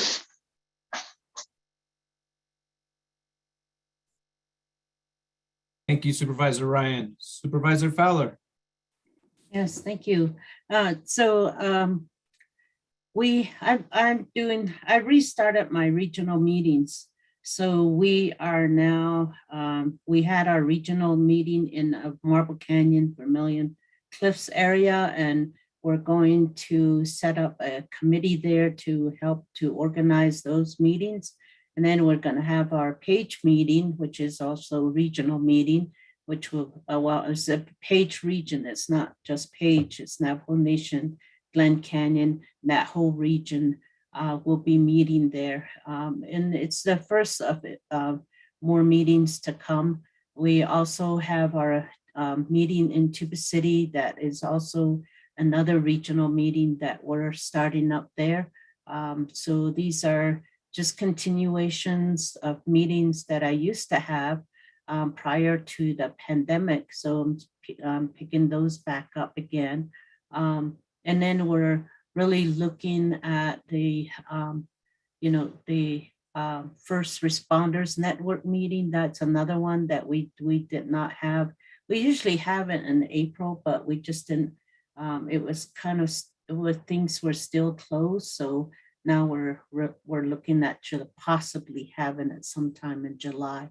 So those are things that we're doing. Of course, continue to have our broadband meeting. This time we'll be out in Crown Point, and we're starting to where Navajo Nation now has a broadband office and a team has come together. So we're working more with them, and we're working closely with them to make sure that what we're doing transitions into their strategies and more of a working together from here on out, and then pretty much they will take over. We have yet to schedule the Navajo Nation and the county's transportation meeting. We've been so involved in the broadband one that we really have not scheduled that. So I'll be scheduling that here soon again as well. So those are, and then with the winds that are coming through, we had highway N20 where the sand dune went completely across the highway. I'm gonna be as I go to the meeting tonight in Page, I'm gonna really see how it was cleared, because the fence is completely buried on the west side, making it pretty dangerous for animals to go onto the road now. It happened right at First Windmill. So I'm gonna be looking at that and working with Navajo Nation and BIA roads. That's a road that we used to maintain, and then after the Highway 89 collapse, that dirt road was paved and is now one of the major highways. And it's really dangerous when the sand dunes and just keeps blowing and it completely covers the highway there. So today I'll be driving by and making sure that it is completely cleared out. So that's, the sand dunes is really creating challenge out there. Our operators are working every day, but it's really causing to have more.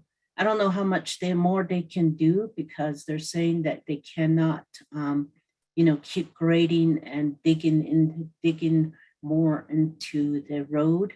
So it's just those washboards is happening.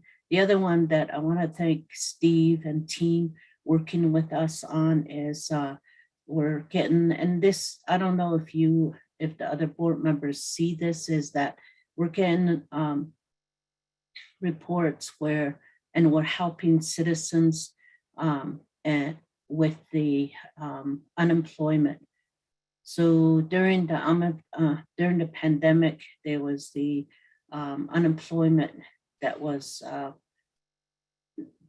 it came out from the state, and federal dollars were pumped into that, and we encourage people to apply for it. It was for self-employed, even businesses that have closed, and individuals that lost their jobs.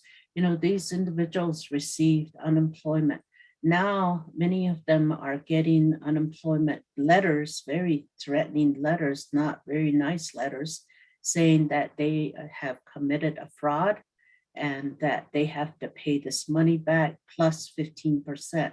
So some of them, you know, we've helped to make sure that they don't end up paying back. Others have already gone through trial. Well, they say it's because they're going before a judge.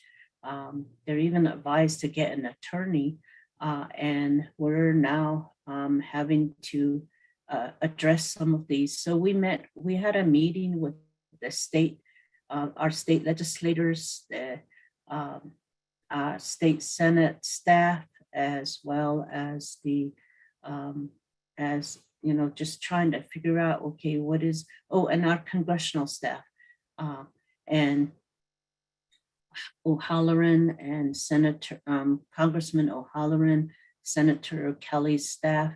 We met with them, and we are now working to see how to approach this, because they're getting cases as well.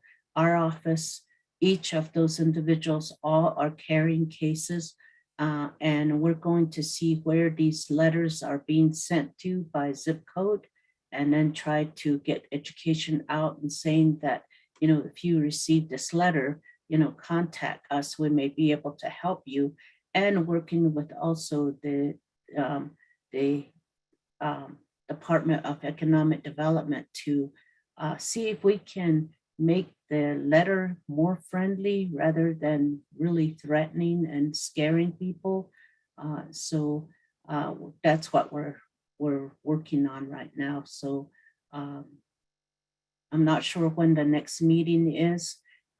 The Senator Hatahi and her staff, they've taken on scheduling these meetings. The first meeting, my office organized the first meeting just to bring the attention to everyone. We're working with President Nez's office as well. Their offices are also getting these calls. So we're trying to see how to help these individuals that are receiving these letters. And a lot of them, they're just, you know, individuals that were without work, or, you know, it was legitimate claims, and now they're getting these threatening letters without any justification as to why they are now being told they committed fraud. So that's something that we're working on. So if you see that, let us know, because we have several cases that we're carrying, and we're trying to organize another meeting for this. So anyway, that'll be my report. Thank you. Thank you, Supervisor Fowler. And now my report. On May 10th, I wasn't able to attend the Fernwood Timberline Neighborhood Watch meeting, but my district director, Arena, was. We were in budget hearings during that time, and the majority of the conversation was concerns for the response to the tunnel fire. Summit Fire gave a summary, and the Forest Service talked about the federal investigation. Wanted to give much appreciation to the Sheriff's Office and all the agencies involved. There are continued tunnel fire volunteer events going on for June 4th and June 11th. So if you haven't had the opportunity to go help clean debris from the houses that were destroyed, you can sign up through United Way and help volunteer. I've done it twice, and it's been a gratifying experience and an opportunity to help serve our community. With that said, The museum flood fire events will be starting through the city. And so there'll be some opportunities to help place sandbags throughout the city in preparation for monsoons this year. And then there will be some tunnel flood assessment meetings starting in June in neighborhoods. The neighborhoods that will have those meetings should have been notified. So if you have any questions, please reach out to my office and we can help make sure that you get the information for those meetings. At the WIR, like I mentioned before, I had the opportunity to meet with some different officials. The big session that I went to that was really interesting was about the economic outlook. With the stock market going up and down, being a roller coaster, it can be kind of scary. However, we sat down with an expert from a financial planner, and he kind of broke it out and said in the long term, we should be okay. And so it was a little comforting for all the supervisors that were in the attendance, because we all came in a little nervous and walked out a little better. So he said, you know, the stock market is a roller coaster right now, but on the long term, our economy should be okay. And so that was the big takeaway from that session. Also had the opportunity to go see the Alaskan Department of Agriculture. We did a tour with Supervisor Fowler, and we had the opportunity to check out their seed bank and their greenhouse. You don't think about agriculture in Alaska, but it was actually a pretty big deal, and it was pretty cool. They had some really neat seed banks and some programs going on that were kind of surprising. One fun fact about Alaska that I learned is that they have 3 million lakes, you know, and as we drove through the countryside, I saw lakes everywhere, and I can believe it. And it was kind of funny because it was like, Minnesota, you say you're the land of 10,000 lakes? That's nothing. We got 3 million. So then I was supposed to attend the Grand Canyon School water ethics contest, but my flight was delayed yesterday, so I missed it. But I did want to provide a shout out to the winners. It was the 10th annual contest in partnership with CPWAC and Willow Bend. The artwork will be displayed throughout the South Rim Visitor Center, City of Flagstaff, Coconino County, Hopi Water Resources, NAU, City of Williams, an array of partners in the community. First place for artwork was Nadisha Vasquez. Congratulations. First place for the essay was Ella Aspayas. And then second place for the essay was Rosalind Snyder. Congratulations to all the winners. And so really, really happy for them. Excited to see their artwork and essays published around town. So that would be my report. Vice Chair, sorry. Yes. Yes, so it wasn't just a WIR meeting, it was also the RAC, which is the National Counties Association Rural Counties meeting, a caucus meeting as well, which I'm a vice chair of. And so we met in Anchorage and were there to participate in some of the presentations that were there. So it was really very interesting. The state is so, they've really connected the towns on their trails, their bike paths, and just the way that the whole tourism and this, just the way that it's all laid out, it is just really just very, very public funneling, I guess, creating public pathways and spreading public out, and the use of the train to be able to deliver people to certain areas and being able to go on a cruise or taking them to the next community, and the bike path following along. That was really interesting. And they had a lot of pull-offs also where people can watch, be able to, just take a break or walk a pathway to be able to look at birds, migrating birds or anything. Tourism was really well organized, I thought, and the path and hiking trails, everything. So Anchorage seemed to be well, Anchorage is the hub center in this region. And then from there, it fans out to the whole state.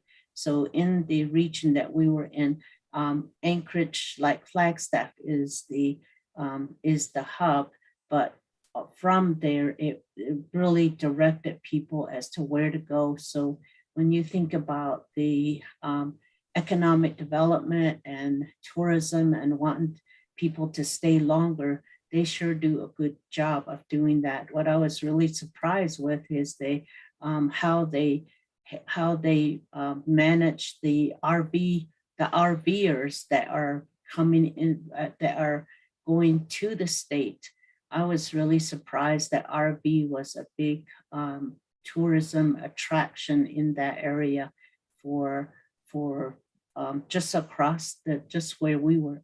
We were able to also visit a village up in the North Arctic and looked at their water plant. And that's also a hub for that 11 villages out there where there's a hospital. Was pretty much a self-contained village. So it was really good to see how the vast distance of Alaska and just how everything is set up there. So that was very, very informative. And just things are still not open there because it's still cold, but I was surprised as to how hot the place is. And so that's what it was really good to see that. So that was our meeting, and we can talk more about all the different presentations, but it was really great to be able to participate in all these different meetings that were set up there. Thank you. I would imagine, Mr. Chair, I would imagine you guys kind of were a little silent on being the second biggest county in the lower 48 there. Huh? Yeah, the scale of Alaska kind of it kept us quiet. Yeah. All right. All right. Is there anything else we should discuss, or is it time for break? Well, Mr. Chair, if I could, what we want to do is I want a couple of announcements to make, but with your approval, we would like to insert the COVID report before the lunch hour, because then that'll shorten up the day. I know that Supervisor Fowler will be dropping off. She'll be attending the Arizona Corporation Commission public hearing tonight in Page. And so this will give her time to drop off. And so if I could, I'll make a couple announcements.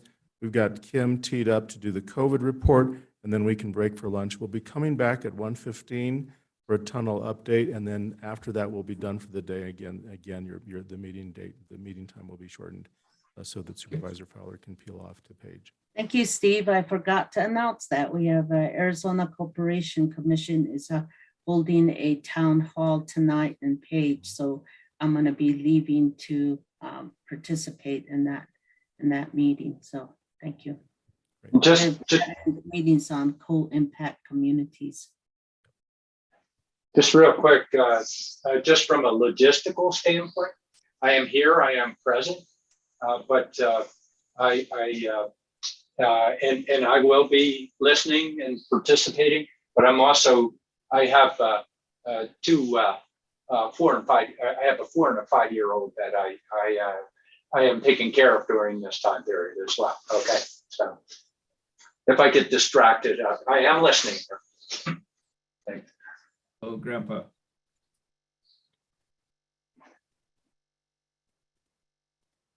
Steve, you're muted. Mr. Chair, let's go ahead and get started with a couple of announcements.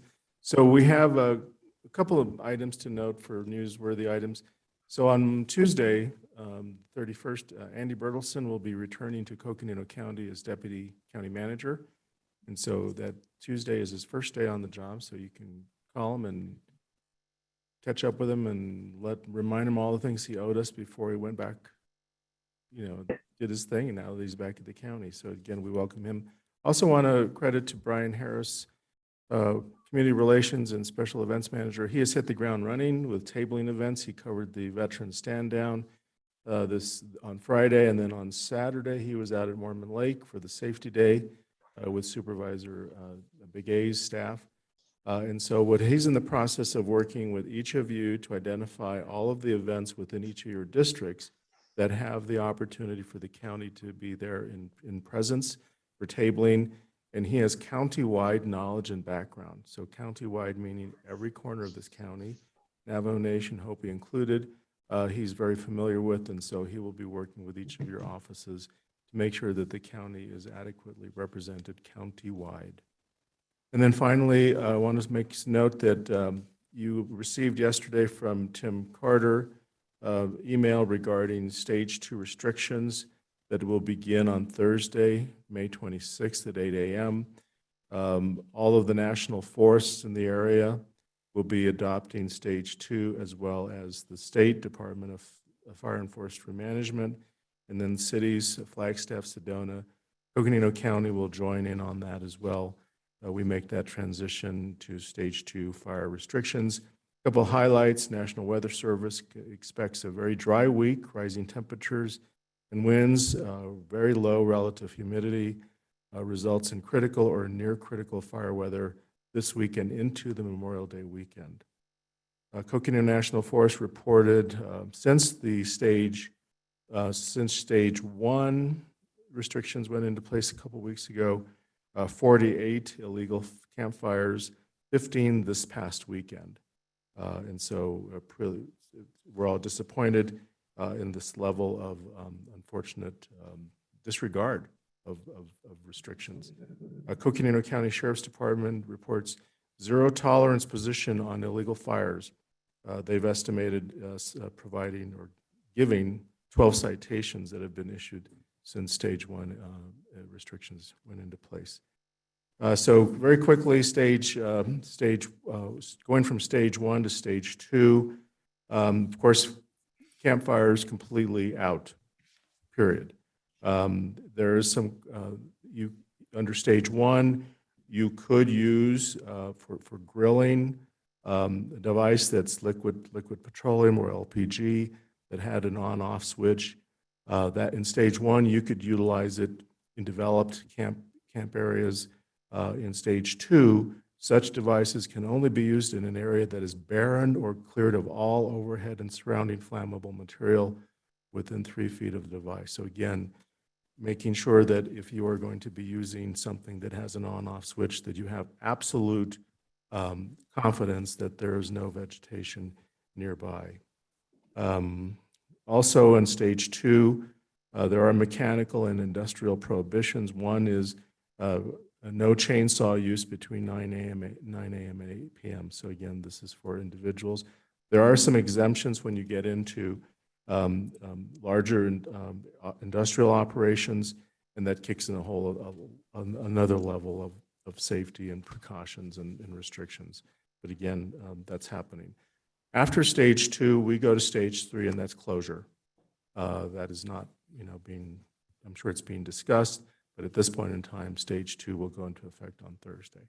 So we'll make sure that we push this information out through our public social media channels as well, along with everyone else. So again, important notes here. So Mr. Chair, with that, if we can go ahead and tee up Kim Musselman. She can provide a quick update on COVID, and then we can break for the noon hour. Sounds good. Yeah. Kim? County Manager Peru, Yes. Chair Vasquez, are we moving an item from the afternoon agenda? We can't hear Kim. I'd Yes, help if we I are. take myself off of mute. Good afternoon, almost afternoon. Kim, timeout. I'm Yes, sir. sorry. I just wanted to ensure that because we already have that set for that time, it's my understanding that that must stay at that time. Is that correct? My understanding was that we had the opportunity or liberty to reorder the agenda, but I would have to defer to. Correct. And we have that language on the agenda that the board does have the ability to move items, rearrange items on the agenda, as long as they're on the agenda. Okay. All right. Thank you. Thank you.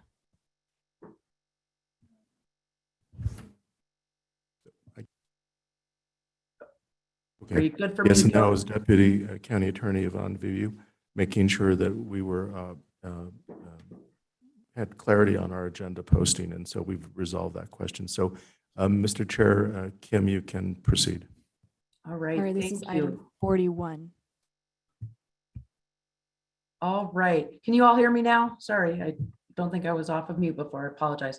I'll be brief, but we wanted to come back, just share some updates, kind of give a state of the pandemic, if you will, and where we are here in Coconino County. So I'll be brief, but we'll go ahead and move through the slides. So we'll start with our cases reported for the week ending May 14. We, and you all probably have noted this, definitely our case numbers have been going up somewhat, putting us at a rate of 145 per 100,000, and our percent positivity definitely up from what it had been previously at just over 10%.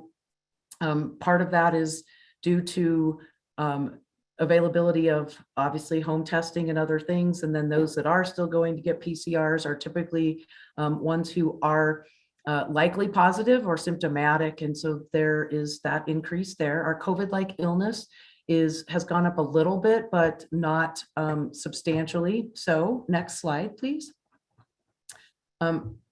Here is our epi curve that you've been looking at for over the last 2+ years. And you'll see on that slide there that our week ending the 14th, we had 207 cases. So certainly you can see that climb there.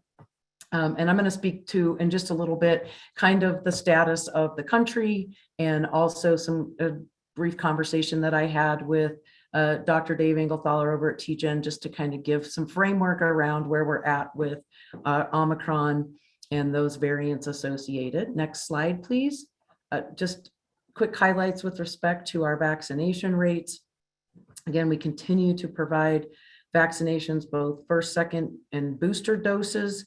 And you can kind of see there, we've kind of maintained a steady, with some fluctuation in terms of folks accessing both certainly boosters in higher level, but we're still getting some of those first and second dose eligible folks as well that are taking advantage of getting vaccinated at this point. Next slide, please.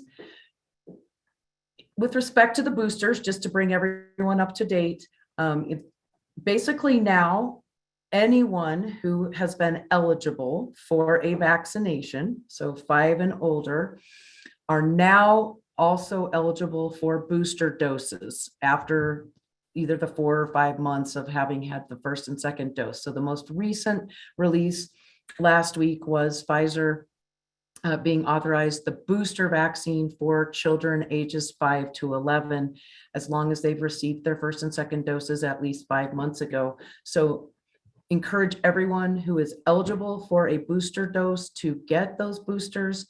We know that our immunity and those antibodies, the longer the COVID is around and the Omicron variants and such, the quicker our immunity is waning from those antibodies staying in our system. Next slide, please. Couple other highlights, as I was just indicating, on May 3rd, still, of course, that in transportation, the mask mandates were lifted, but CDC still recommends anyone over age 2, including passengers and workers, wear masks in indoor areas of public transportation, such as airports, bus and train stations, and the like. And then on May 17th, COVIDtest.gov opened up for a 3rd round of ordering your free at-home test kits. So you're eligible for an additional 8 free at-home test kits if you go to www.covidtest.gov. Encourage everyone to take advantage of that, have them on hand, so that when there are concerns about having symptoms of anything respiratory related, that you're able to test, or if you find out that you've had an exposure, so that you can protect yourself and your community and coworkers and your families to be tested, since those are now readily available. And as I've already mentioned, on the 19th, the booster dose for ages 5 to 11. Next slide, please. Just a brief reminder, we continue to offer vaccinations here at Health and Human Services here at King Street on Wednesdays and Fridays from noon to 4:30. And we will continue to do so for the into the future as long as we need to. And as long as there are boosters and others who are wanting to get vaccinated. So that continues to be available here. Go on to the county website to book a easy appointment and able to come into Health and Human Services. Once the pediatric vaccines become authorized, and at this point in time, the FDA committee is scheduled to meet on June 15th to review both Pfizer and Moderna's applications. So we anticipate sometime mid to late June announcements regarding when those vaccines for that pediatric age are going to be authorized. At the point in time that those are, we will also be having hours here at King Street to provide those vaccinations, as well as, and if you want to go to the next slide, continuing to take our show on the road, if you will. Our upcoming events in June are at Page High School on Saturday, June 11th, and we will be providing all vaccines for those eligible as approved by CDC, including booster doses as well. We also have a planned trip back to the Grand Canyon as their seasonal employees are returning to be able to provide vaccinations there as well. Next slide. Just real quickly want to show off our new health and wellness team van. If you haven't been by King Street, we'd love you to stop by. Let us know you're coming and we can even give you a tour of the inside. It's got awesome wraps and pictures all around it representing all different areas of the county. This side panel happens to show the peaks. On the back, we've got Page Antelope Canyon area. We have the Grand Canyon on the other side. Really neat that we have this van that allows us to take our show on the road, not just for COVID related services, but also all types of vaccinations. And we had the van at the High Country Stand Down event. Hopefully Supervisor Ryan, you got to see it. We were able to provide dozens of vaccinations, including all types and doses of not only COVID-19 vaccinations, but hepatitis A and B, our shingles vaccine, pneumococcal vaccine, and Tdap.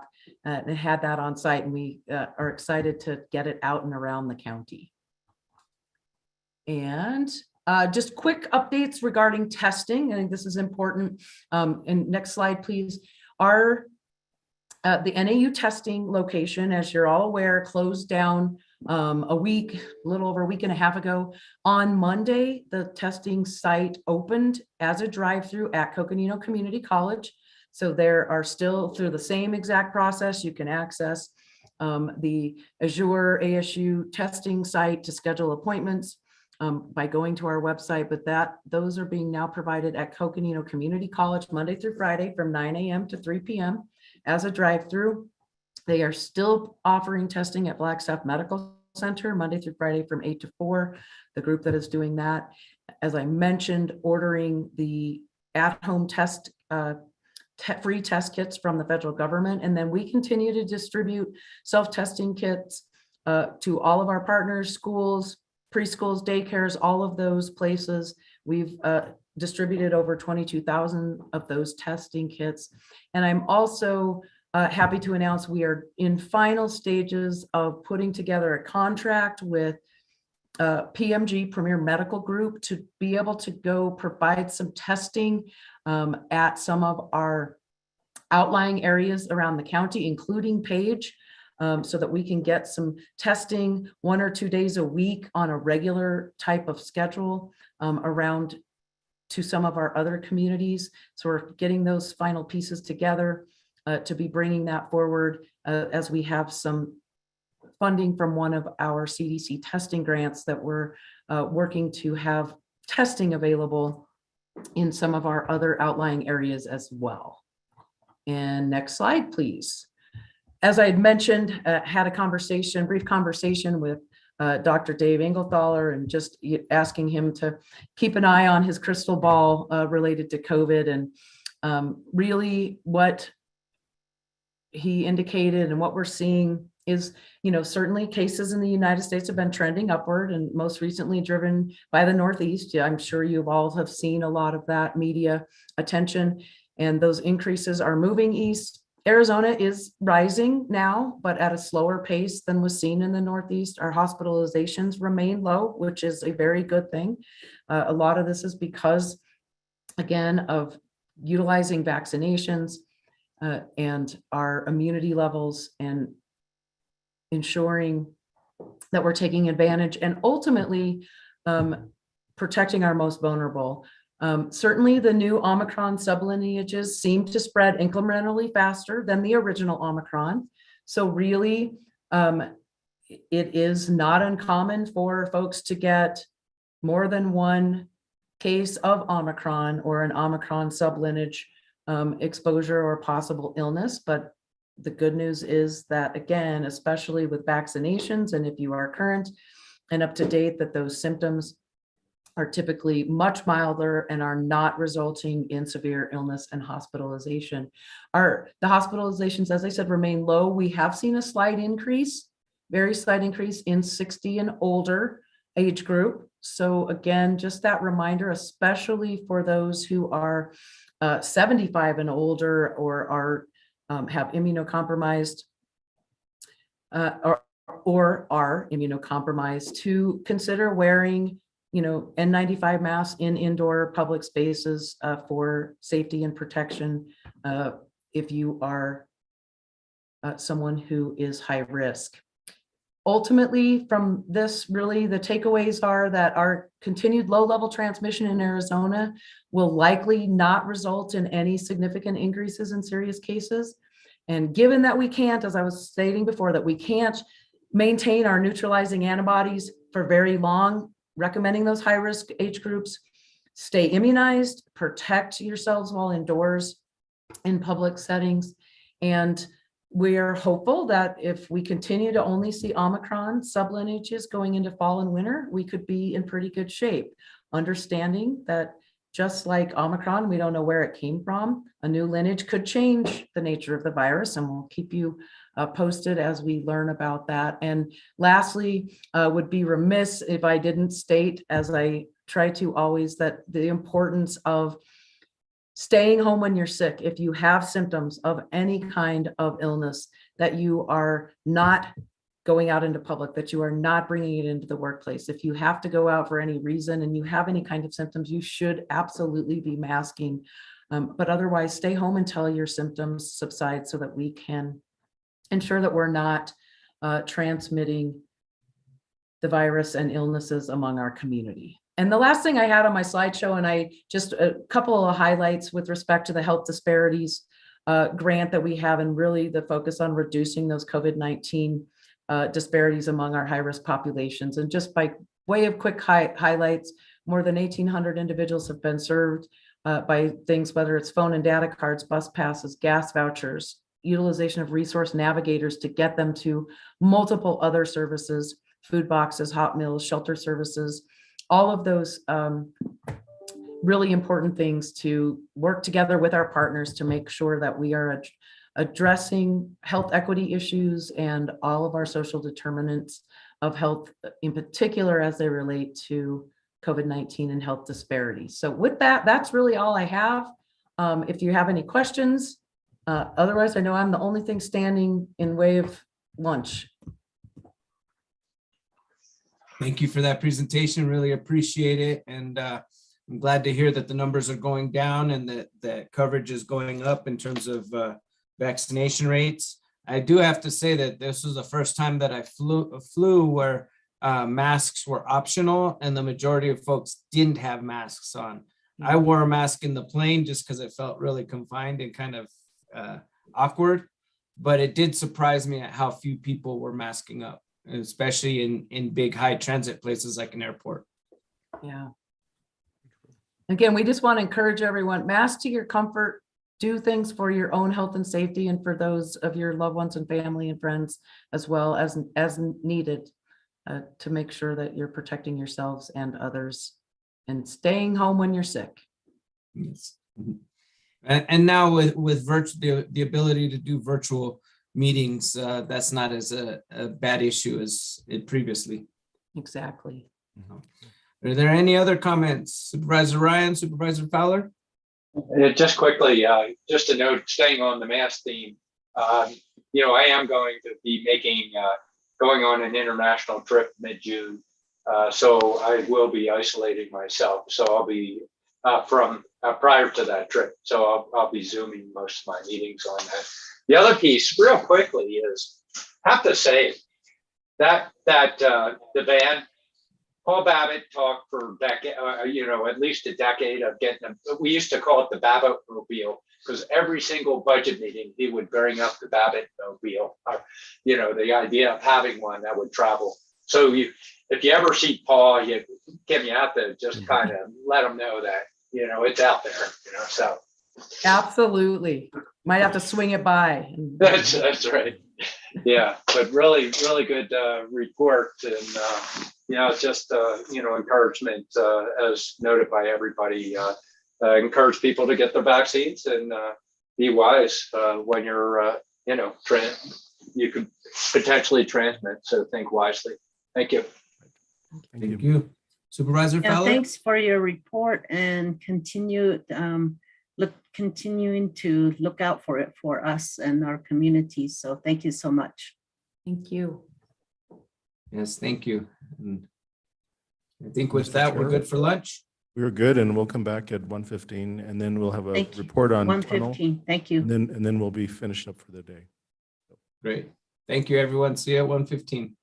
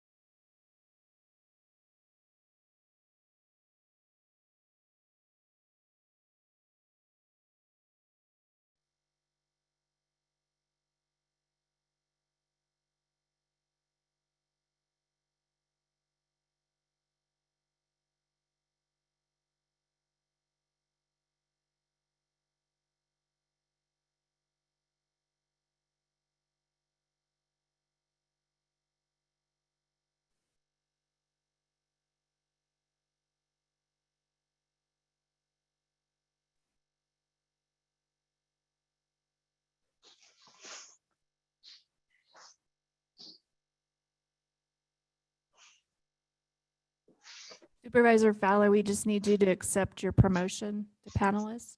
Come on, Mina, what are you doing? Hi, Lindsay. Hi. Hi. There's Vice Chair Vasquez. Okay, it looks like we've. Cool. Well, I just need Supervisor Fowler to accept her promotion to panelist. I know. I tried to coach her, Lindsay. I tried to help.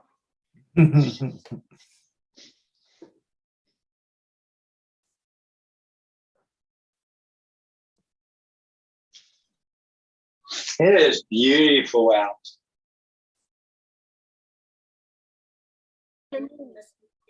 I'm here. There she is. All right. Cool. So do we need to do a call to order, a roll call, or can we just jump right in? We can jump right in, man. Okay, in that case, I'll hand it over to Deputy County Manager Lucinda Andriani to present the item, update and discussion and possible action and direction regarding the tunnel fire and fire impact. So it's all yours, Lucinda. All right, good morning, Vice Chair and members of the board. Hope everyone's doing well today. Can you hear me okay? Okay, great, thank you. So we have a brief update. I'm going to kick it off and then turn it over to Ray Garcia, who's been really leading this effort and working with multiple entities to successfully address the issues that have been confronting many of the residents out in this area. As you know, we lost 30 homes, and this is a really a big challenge in terms of the cleanup operation. But Ray and his team, with support from the vice chair and United Way and other Southern Baptists, it's been going really well. We're making really good progress on the cleanup efforts, and really want to appreciate everybody that's been so supportive. So I go ahead, Greg, go to the next slide. I'll go ahead and turn it over to Ray, and he can update on the on-the-ground efforts. Thank you, Ray. You bet. Thank you. Good afternoon, Vice Chair and members of the board. As of by the end of this week, we will have 25 homes completed of the total 30 that were burned out. 3 more will be completed by Team Rubicon when they hit the ground on June 9th. And the other 2 are in litigation with their insurance companies, so we're waiting for them to complete that. But Southern Baptist has completed 5 homes right now as of today, and they'll have 3 more completed this week. They're moving along quite well. They've had a team of up to 12 people here at a time. They had a skid steer here to load all the material in, and things are going very well for them. Next slide, please. Team Rubicon, as I stated, will arrive June 9th. They're bringing about 25 people. They'll bring some heavier equipment. One of the homes is a basement, and Southern Baptist doesn't have the capability to take care of that. Another home is out on Girls Ranch Road. Girls Ranch Road. It had rostra blocks, which are these giant styrofoam and concrete blocks. They're held together with rebar, and the home fell over onto itself. So we need some larger equipment to pull that off. And then Southern Baptist will come and sift the ashes for any memorable items that the family would like to keep that may have been, recoverable. And then they'll go ahead and clean it up. The Team Rubicon will. The Team Rubicon will also cut trees on probably almost every property out there. So every property has trees that need to be either removed or trimmed down. And then I'll talk the last part of this on what we plan on getting rid of those trees. Next slide, please. Here's a couple of examples of the United Way volunteers. This was the Hempelman home on the left. You can see it was a home with a foundation and crawl space underneath. So it's real difficult to clean up there. Vice Chair, you were at this home. You remember what it's like shoveling in that dirt. It's a pain, but nonetheless, these volunteers persevered, and they really just a lot of hands and hard work to get it done. The pictures on your right, this is the Robertson home. This is one of the older homes in the area from the original Brandis Ranch and cattle ranching days, and the bean farms, actually. The top photo is what it looked like before with all the metal. This was 7 of us last Saturday, removing all the metal. Southern Baptist then came in and did some recovery sifting. And then we didn't remove the ash on this home because he's going to bulldoze the whole home and just have it removed. So the owner's going to take care of the rest on that one. But this was 4 extremely large piles, probably 4 full dumpsters full of metal just from one home. Next slide, please. W.L. Gore has, they originally planned to have 40 volunteers. As of today, they have 30. We're open to get some more by tomorrow, but we'll tackle 2 homes tomorrow. And that'll get us up to 8 that the United Way volunteers will have completed by the time they're done as of tomorrow afternoon. Next slide. We have 2 more cleanups planned for the 4th and the 11th of June, and our intent is to focus on the partial homes, partial property damaged homes, and start working on those. And most of that is fences, outbuildings, and the like. So we'll advertise that to our email database that we have to all the homeowners that were affected by the fire. We'll get that email out today or tomorrow and let them know that we're going to start focusing on those homes. We have dumpsters in the area, but some of them have not been able to do their own cleanup. So we'll be able to help with that on the 4th and the 11th. Next slide. In total, 9 homeowners completed their own cleanup. 6 of them were using our dumpsters. The other 3 contracted out the work. 2 homeowners, like I stated, are working with their insurance companies, and they have lawyers involved. And then I contacted the Cooperative Extension Service last week, and they're going to bring out a couple folks Friday to do tree analysis and provide feedback to the residents as to which trees they recommend cutting down, which trees they think are completely dead, or which trees may come back. And this is free. Free service. Arborists are quite expensive, so this is a nice thing that the county extension service is doing. They are also willing to do a class, which we'll organize and coordinate at the Timberline Fernwood Fire Department, so that the other homeowners that aren't able to take advantage of this service can go ahead and go to that class and then make better decisions on which trees they'd like to keep at their property and try and get them to come back. So this is going to happen on Friday. Next slide, please. So the next step for us is we have a contractor from California. He's given us an estimate on running our air curtain burner. We plan to set it up at the retention basin and bring the trees down to it and burn them, and then haul the ash off to the landfill. And so we're still working that process and figuring out how we're going to get the trees down to that area.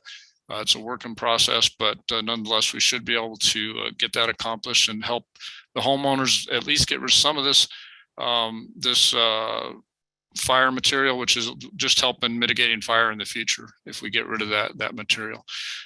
We had quite a few dumpsters from Waste Management. We're turning them all in this week. It's starting today, so that'll cut back on the costs. And it went relatively quickly.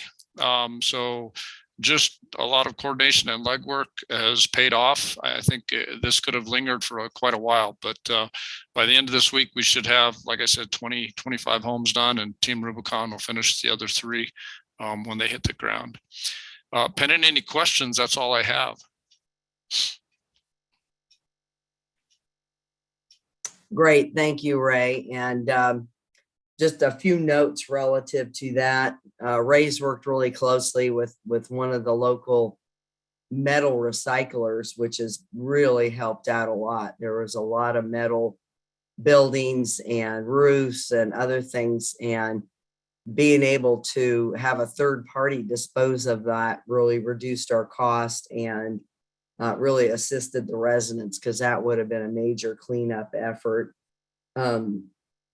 Another thing that we're working with relative to NRCS, been a lot of interest in reseeding private properties. So we're working with them to look at if we can access we've got natural channel design, looking at seed sourcing, and could we purchase some level of seed through NRCS to help people reseed their areas. So a lot of people had pasture areas and other areas, and they're very concerned about, of course, dust as well as with the rain. So community development, so far it's been a fairly slow process. They have had 5 electric panel upgrades permitted, as well as I noticed when I was out there last time that several people have brought on RVs and they have their sewer hooked up and their water hooked up and propane hooked up. So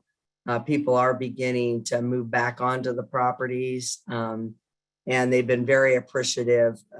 Community development has been prioritizing those permits and trying to move those processes quickly for people. Next slide, Greg. And then the Community Assistance Center is still in operation, and we can go to the next slide. And certainly people, if there's any questions that come in to any of the supervisors or to anyone or anybody that may be viewing that continues to have questions about social or health and human related questions or concerns or needs, they can still call that center. It's being operated out of Public Works now because a lot of the focus has been around the recovery efforts, but certainly we will refer people over to HHS if questions come in. And I know that they've been working, this shows the community assistance. You can see the numbers have dropped off, not surprisingly, since the inception. And then I think there's one other slide here that also shows what are the types of needs. And a number of these were early on. They provided the grocery cards for those that have been evacuated and lost food. But I know a lot of positive response out there. People very, very appreciative of everything the county is doing. I also wanted to note that the HHS is working very closely with the WOA group on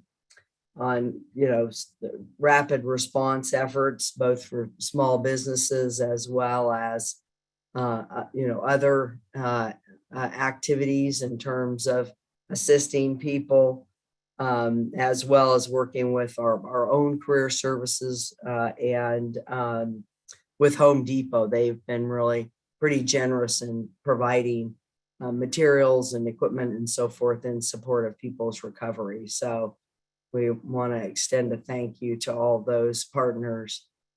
Emergency management continues to manage kind of the overall effort in terms of communications with DEMA and SBA. At this point, we have not heard anything further. I think it's pretty unlikely that we will see that we do qualify for any kind of individual assistance, because you have to have a pretty significant number of homes that are uninsured to be able to qualify.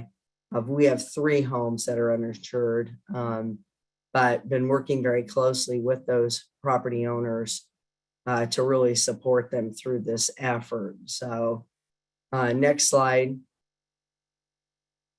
Then want to move to the flood risk assessment effort that's underway. J.E. Fuller, go ahead and go to the next slide. J.E. Fuller has completed the assessment and where they've run the modeling. And for the 2-inch rainfall event, which in effect is a 25-year storm or a 4% chance of occurring, the mitigated watersheds, there's virtually no impacts. All the flood flows are contained within the flood mitigation measures that were constructed during the Schultz post-wildfire flooding. Even though we do see some fairly significant increase, 45% increase in flood flow for the Thames Brandis watershed, as well as 35% for Campbell, but the water is still contained within those structures, both on and off forest that were constructed. They're fully expected to do their job. we didn't see any increase in flows on the Lennox-Wupaki watershed. So they're not expected to see any impacts there at all beyond what they would have seen for Schultz. And I think it's important to understand that to a large extent, what we're dealing with is still the post-Schultz fire burn after the tunnel had a limited impact in that sense.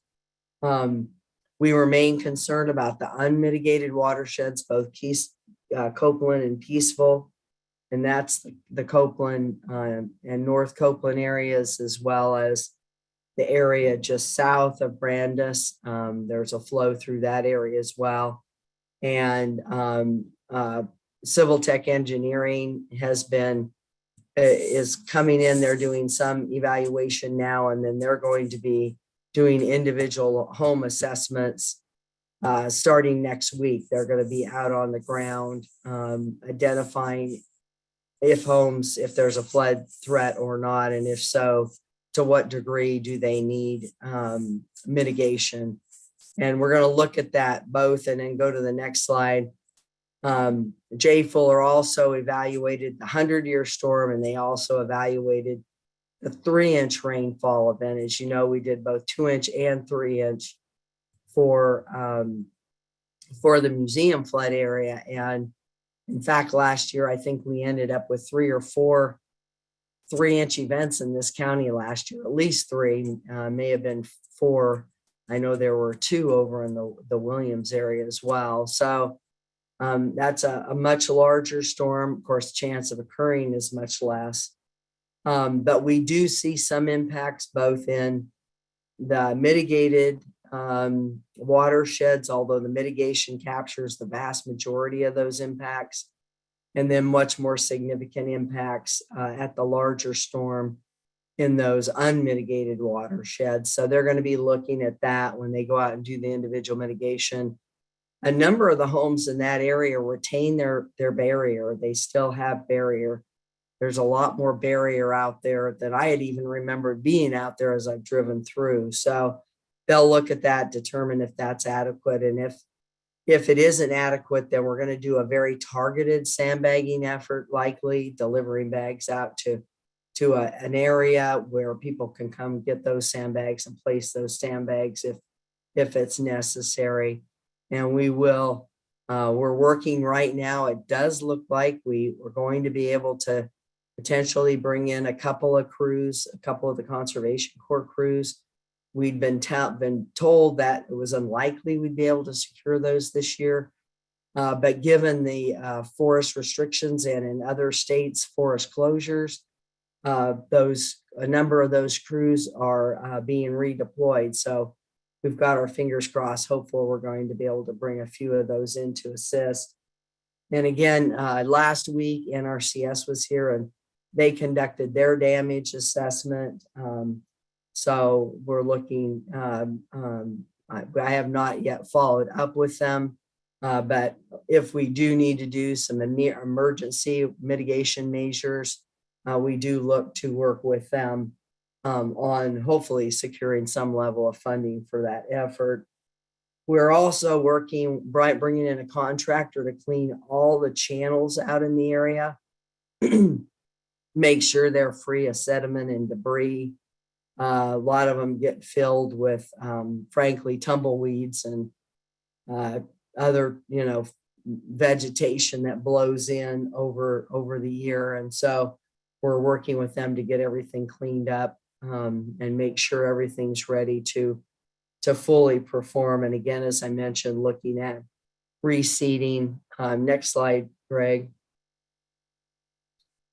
And then another component is the, as I mentioned before, the on-forest Schultz flood mitigation. Some of those structures were damaged. This is the Wupaki Trails Terminal Trench. It was burned, as well as a rundown structure on Brandis and a rundown structure on Campbell were burned, as well as a number of the, not a lot, but some number of log sills in all 3 of those areas. The log sills that are logs that are situated at perpendicular to the flow, that are situated underground and help with spreading out the water as it comes down will be being replaced. Most of those logs in these structures are being replaced with rock that we've secured for the museum flood area. And we'll also go through and clean out all of those structures so they're back to pre-fire capacity. In case we do get some significant rainfall event. So next slide.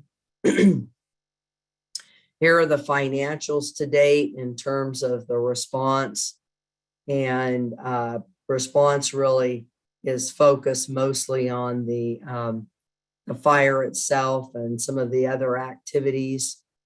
And then the recovery effort is really focused on the cleanup, disposal. A great deal of that cost are the dumpsters, tipping fees at the landfill, and a smaller amount of costs there. I do believe we will be providing housing for the Team Rubicon, but we don't pay for their service or the equipment. So it's a really great opportunity to get some of these very difficult locations cleaned up at very low cost comparatively if we had to bring in a contractor to do all that work. So and then again, we're preparing for the pre-flood work as well. The repairs to the structures on Forest, Tiffany Construction will be doing that work, and they intend to start around the 12th, 13th, 14th into middle of June on that work. So we've topped a little over $1 million, which, given the level of volunteer work by volunteers coming through United Way as well as Southern Baptist, and what we're anticipating will be done by Team Rubicon, we've frankly been able to keep that cost fairly reasonable given the level of damage out in the area. So next slide. So I think that's it. Happy to answer any questions or comments, and Ray is still on as well. Thank you. Thank you for that update, and it's good to see all the hard work being put in. And thank you, Ray, and your team for all the volunteer days, coordinating and organizing it. It's quite an endeavor. I had the opportunity to spend 2 mornings with y'all doing it, and I was beat when I was done. So I can only imagine how you guys feel all day, already 3 days and 2 more to go. So if you have the opportunity, folks, please sign up to volunteer. There's 2 more days, and the more the merrier, the quicker the job gets done. So again, thank you for all your service and all your work. Are there any other questions or comments by the board? I'll just follow up on your comments, Geronimo. I'm really impressed. That's a lot of work to get done. I'm impressed on how it's organized, the level of coordination with multiple agencies helping out. So quite impressive with that. I mean, you probably cut the cost by at least a third, if not doubling that amount, and yet how much it's helping people. But you also see how much impact occurred with these people as well. So it's really just real important to convey our appreciation for all the coordinated efforts. Ray, you're doing an awesome job, but I can see you have a whole team behind you there. Lucinda, great job. Really appreciate what's going on out there. Geronimo, you're out there regularly, which is really good, and and even rolling up your sleeves, which is good for you. Really appreciate it. Thank you for the update. You can see it's going to go on for quite some time. I'm guessing, Lucinda, you'll probably keep a photo journal, kind of like a journal of, as it transitions gradually back for everybody. Yeah, we are. We're taking quite a few photographs before and after. And right now, the expectation is that we should be able to wrap up the bulk of the work by the end of June. That's kind of our goal. And I'm sure there will be others as they've resolved issues with, insurance companies or others. But in terms of the burnout, Ray has really reached out. I think we still only have we have now one party that we still haven't communicated with. And we're going to send another formal letter and see if we can get anybody's attention. But it was obviously a second home. They're not in the area. And we've tried multiple ways to connect with them, but he's done a great job, and he's out there frequently talking with people, and as he calls it, making friends. And he's made a lot of friends out there. A lot of people are really appreciative of what the team has done and what the county is doing there. People are very impressed that the county's helping. So one thing that of note that I also have a question on would be, just that, and I know you touched on it when we were going through the report on recovery with the forest, but we do have a lot of exposed mineral soil at this point that's really vulnerable. Other than suggestions by cooperative extension, is there any retention strategies associated with that? Well, the challenge there is that with the winds that we've had, if you put down, and we found this during Schultz when we were doing the projects out there, because certainly everything on forest and then otherwise we did reseeding, although along the channels and so forth, we mostly used hydroseeding. But, it's very hard to put down. They're just saying, don't put the seed down now, it'll all blow away. Right. Mm-hmm. So the goal is to try to get seed and get some kind of seed stores available for people to at least attempt to reseed at least some of their properties. There is grass coming up out there. We did. Good. It got a little bit of moisture at that one point, get a little bit of grass coming up, but that's the hope, that we could get some seed out, and then they put it down, frankly, right before monsoon, and hopefully we can get enough, some lighter rainfalls initially that can start bringing back that grass, and be native grass seed is what we would use, complement what we'll use on forest for the reseeding up there as well. So, okay. All right. And some people may want to put something else down, and they may choose not to use it or not do anything, but no, it's going to be a challenge out there, I think. So, all right. Well, we'll have to keep our eyes on it. Yeah, absolutely. And I think we're going to see a concern, as we all know, this is a time when we get invasives, and I can see us doing work next spring as things come up to help people understand what are the invasives, get rid of the invasives. And that was part of the work that we've done out there historically on these sites, that the sites we disturbed as part of Schultz, we've been continuing to go out and do weed mitigation, and it's been very successful overall. We've had pretty good recovery of natives, so.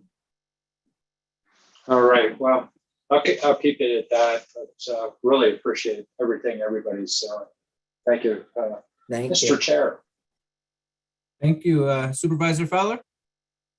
Well, a lot of work that is being done by a lot of teams, so it's really great. Thank you for doing that. I do have a question on the finances. Are all the finances that you showed, is that all part of the flood district budget? Is that where all of that money is coming from? Is the recovery part of that? And how much of our, I guess, I'm just wondering how our staff is being used in the recovery. I saw salaries on there. I assume those are overtime. Are they helping out after 5, or is this part of their job? And and I see salary on there. Is that part of a overtime salary, or is that a 8 to 5 position jobs? How are the staff being managed? I'm asking that part of the question because we're talking about, during the budget, how burnt out our staff are, and that they haven't had time off, and it's just one emergency after another. And where are we with that? And then also the budget, where's all those dollars coming from? Are some of the costs being recovered through for this cleanup? If it's from the county, is it recovering from the homeowner's insurance or our insurance? Are those reimbursables? It didn't look like it. And just wondering how it's all set up. And it looks like there's going to be a lot more, 30 homes being burnt, but this looks like it's more than looks like you're cleaning up all of the community. And I don't know how you're prioritizing those. I just don't know. So I'm just trying to ask these questions so that we know exactly where the dollars are coming from and how the staff are helping out. So in terms of the dollars, in terms of the funding, the response and recovery effort is all coming from the general fund, emergency reserve fund.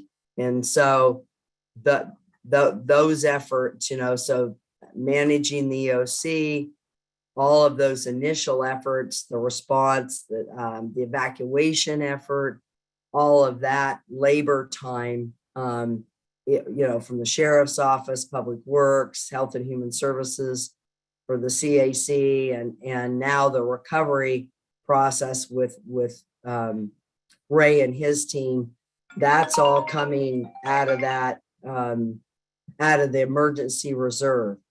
The piece that flood control is paying for is the repair of the on-forest measures that burned, as well as cleaning out those channels, of which some of that work we would have done pre-flood season, pre-monsoon anyway, probably not to the extent we're going to do this year. We're going to do much more given the height and issue with flooding now. So the flood control district, I think the cost that you're seeing there is likely a pretty good chunk of that cost, because that's contractor work. It's really not staff time, it's contractor work. In terms of staffing, the recovery effort itself, it's largely Ray and 2 other people at Public Works have been working, this effort. And they have been working Saturdays, so there has been some time. We have had usually 2 up to maybe 3 operators on a Saturday working with those volunteer groups, so that to fill the dumpsters, they have a backhoe and they go in and they shove the stuff up and compact it. So we're getting full use of those dumpsters. And so there has been some overtime relative to that work. Beyond that, there hasn't been, a huge amount beyond those weekends. This weekend, where everybody's going to stand down for the long weekend, so everybody gets a break. And we kind of consciously said everybody needed a break, so they're all going to take a break this weekend. And then we're planning 2 more volunteer Saturdays. And then tomorrow is a volunteer day as well with the Gore group, but that's during a normal working week. So fortunately, we haven't had to have too much impact on our public works forces from the operators and that type of work, fortunately, because unlike flooding, it doesn't damage or affect the roads. The roads all survived the fire pretty well. So that's really what you're seeing in terms of costs and impacts. So,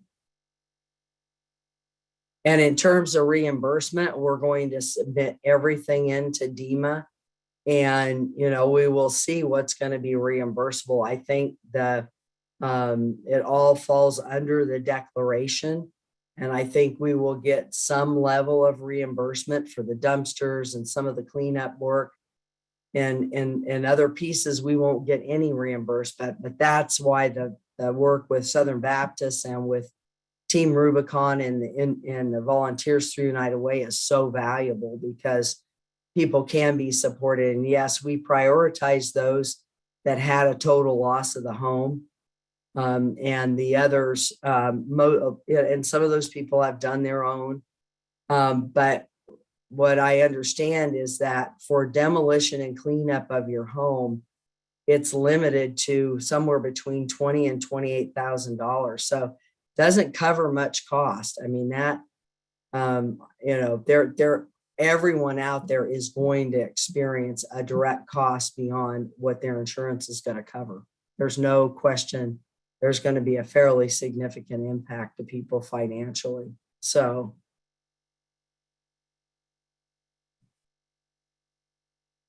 hopefully that answers most of the questions. So All right, well, thank you. Thank you. Just wondering how. All right, well, thank you. If there's aren't any more comments or questions, really appreciate the presentation and the update. Look forward to hearing more updates as we're moving forward, and thank you. Great. And I should have added too, next week we are holding flood corridor meetings.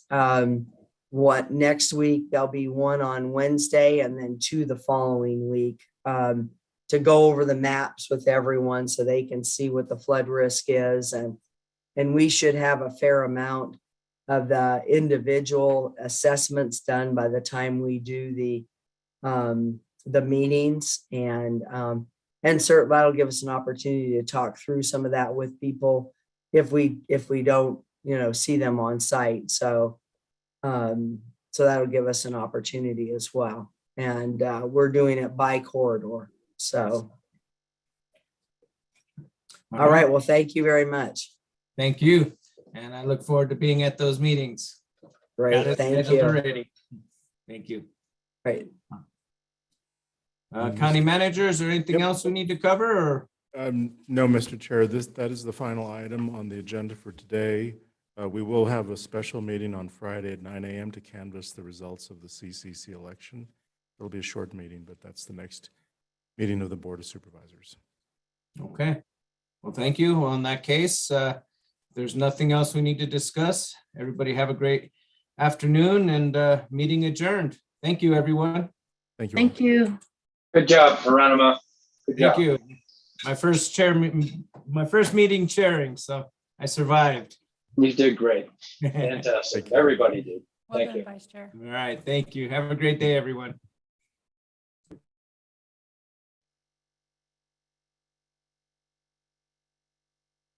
You did a good job. It was a good chair.